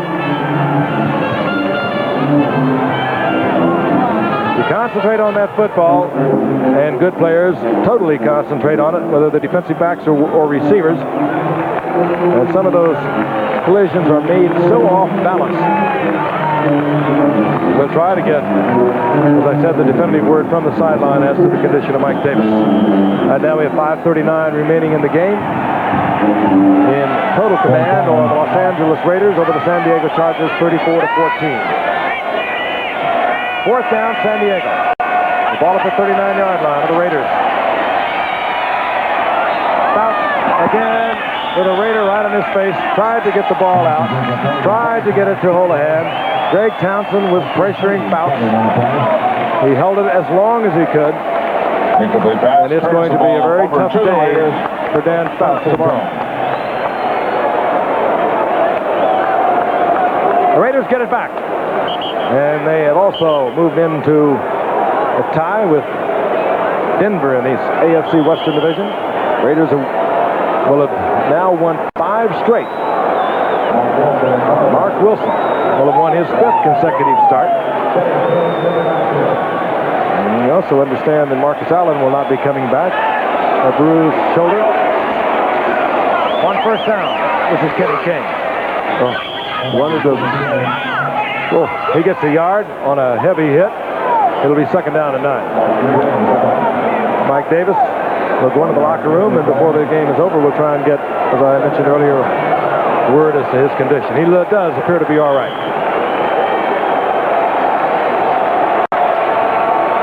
I mentioned earlier this Sunday, as we look at Marcus Allen, he too appears to be all right, although the shoulder pads are gone. He's smiling. I understand he has a bruised shoulder, but the Raiders will be moving into the Kingdome up in Seattle to meet Seattle, the team that knocked him out of the playoffs a year ago. Seattle 4-4 on the season. They've fallen on some hard times. On second and 9, this is Derek Jensen. He spins and twists, gets nowhere to the line of scrimmage. Danny Walters initially there to make the stop for the Chargers. It'll be third down and 9. Todd Christensen gesturing to the sidelines. And I think we're going to have timeout called. And called by the Chargers, and that is their final timeout. They stop the clock with 4:37 remaining, and as tough as things have been going for San Diego into the night, 3-4, they'll go 3-5, and they'll drop down with Kansas City at the bottom of the AFC Western Division. But if they thought it was tough tonight, it's going to get worse because Sunday they'll be home for the Denver Broncos. Dan Fouts will need a lot of hot tubs between now and then. Then they play the Raiders in 2 weeks, and then they go against Denver the following week. So it's the Raiders tonight, it's Denver, then the Raiders, and then Denver once again. Let's take a look at the standings as they begin to take shape midway now through the football season. One of the things the Chargers were talking about, Dan Fouts specifically said a 10-6 might make it into the playoffs. That was going to be tough to get in there as a wild card as you look through the AFC standings. 5-3 as is New England, who's come alive. So we'll see how it develops throughout the season, but the Chargers will be in tough shape. Third down and 9 now. Wilson tries to get it to Kenny King. It's incomplete, and we understand now that Mike Davis suffered a severe blow to the stomach, and they have taken him into the locker room. But as he left the field, he did appear to be all right. Fourth down, and the Raiders bring out Ray Guy. Only his third punt of the night. They drop Lionel James. Chargers without a timeout. And right now it boils down to, for the Chargers to work on the statistics. One of them being the all-purpose yardage this young man has put together in this season. He leads the NFL. Ball is loose, and there's a scramble at the 30-yard line. And Murphy's Law prevails once again. Or it does appear as they continue to sort things out. One indication was that the Raiders got it back. And now they say no. So the offensive unit for the Chargers comes onto the field. Let's take a look at it from the reverse angle. Lionel James. Love to use this camera. We see things you can't see from our side of the field. That ball was loose. Knocked away there by Reggie McKenzie. And there is the battle, in which the Chargers win, and they have a first down and 10. And Dan Fouts stays in. And I think at this point I'd consider taking a 13-year veteran like Dan Fouts, letting him sit down, take a little bit of a rest. He's got to come back for those next 3 tough games. If they lose one or more of those after tonight, they're going to be in deep trouble. They have a youngster on the sidelines, Mark Herman, who has started the last 3 games. Granted, he's not Dan Fouts, but I would think they might be thinking about protecting the franchise in the form of Dan Fouts. He has really been beaten up tonight. Second and 10. I guarantee you one thing, he'll stay in there. And it's complete. It goes to Holohan. And he has a Charger first down at the 41-yard line. I bet if people like Paquel and Howie Long were still in the game, Dan Fouts wouldn't be in the game right now. Quick count again by Dan Fouts. Tried to get it to Chandler. He tried to one-hand it. It's incomplete. Stopping the clock at 3:47. Big Howie. I was asking Howie, did they have any plays where he would line up in the backfield like the refrigerator? He says, I'm only 270 pounds, O.J. Refrigerator didn't get to carry yesterday, did he? Well, lucky me. He's after me. I know that. He's too busy dealing with the Today Show and the Tonight Show. Good Morning America. America, all the shows. Good morning. Here's Lionel James to the 40-yard line. 19-yard pickup.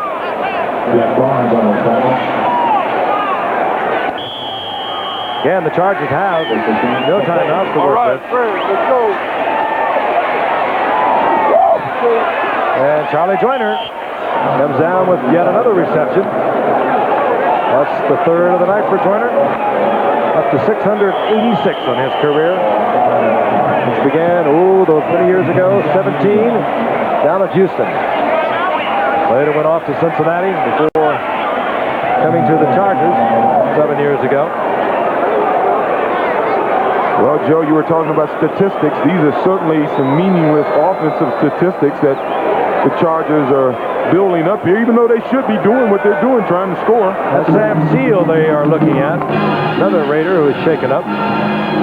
Well, if they really, I know these guys aren't giving up. You know Dan Fouts as well as I do. And Dan is in there trying to get 7 points on the board, an onside kick, another touchdown, another onside kick. 3 scores, they win the game. He's really thinking that way. That's the only way he can be thinking at this point. That's why the guys have confidence in him and believe in him. First and 10, San Diego. They're at the 28-yard line of the Raiders. Dan Fouts had all the time in the world. Joyner trying to get into the end zone. Does he make it? Now they'll mark it short. Mark it just short of the end zone. Clock continuing to move. Joyner's 4th reception. Dan Fouts had all the time in the world on that occasion. No pressure, as O.J. has already pointed out. Some of the bigger guns have gone to the sideline. Howie Long, Bill Paquel back He's in that short yardage defense for the Raiders. Yes. Touchdown pass. It goes to Ben Ross. His third reception of the night.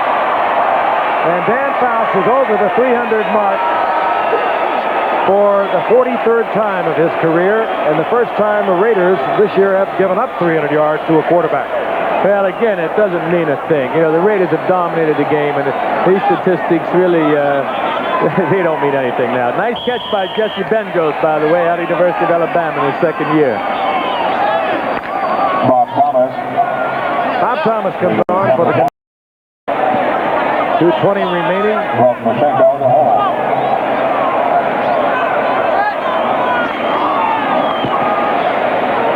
Thomas splitting the uprights.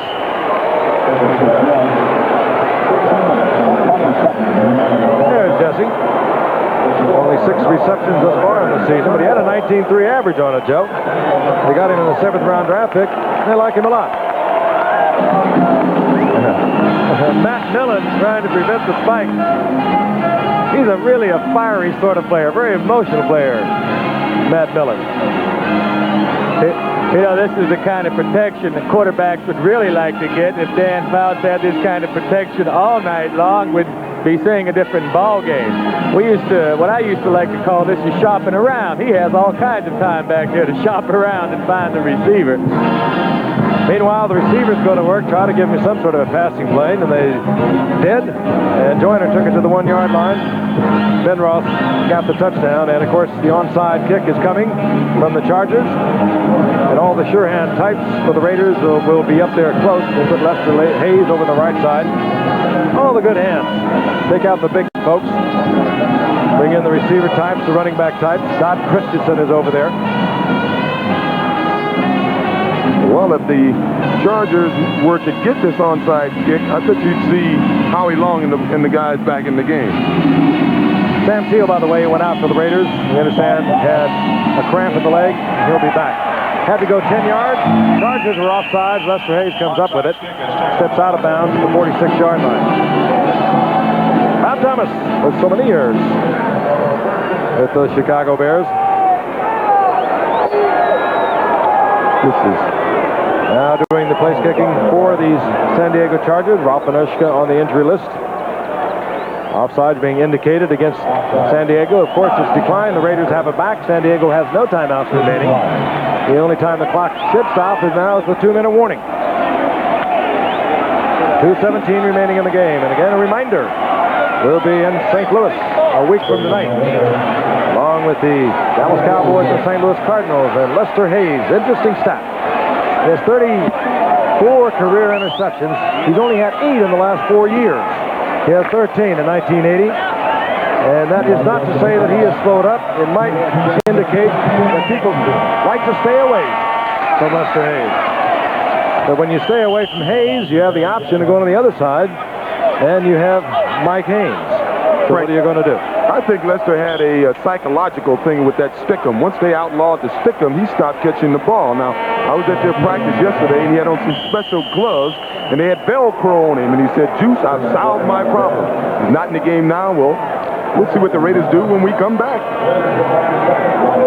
For the left, he started with the Denver Broncos the same year I started on Monday Night Football. That was 15 years ago. Howie Long over the other side.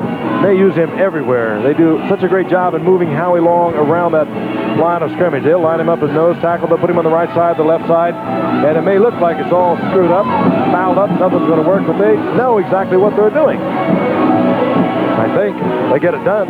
They tell you they do. I think they have an idea of exactly what they're doing. They're pretty smart. What they're doing, moving those people around, they're giving these offensive linemen headaches. Who do I have to block? More and more teams are doing it too, Joe. As we watch the league this year particularly, Ernie Stoutner has the Cowboys doing things they never dreamed of a few years ago. As Derek Jensen goes over the left side for a 9-yard pickup. Our ABC Sports exclusive has been brought to you by Nissan, builders of technologically advanced cars and trucks for over 50 years. And by exceptionally smooth Michelob. Where you're going, it's Michelob. And by Federal Express. And by Hilton, America's business address.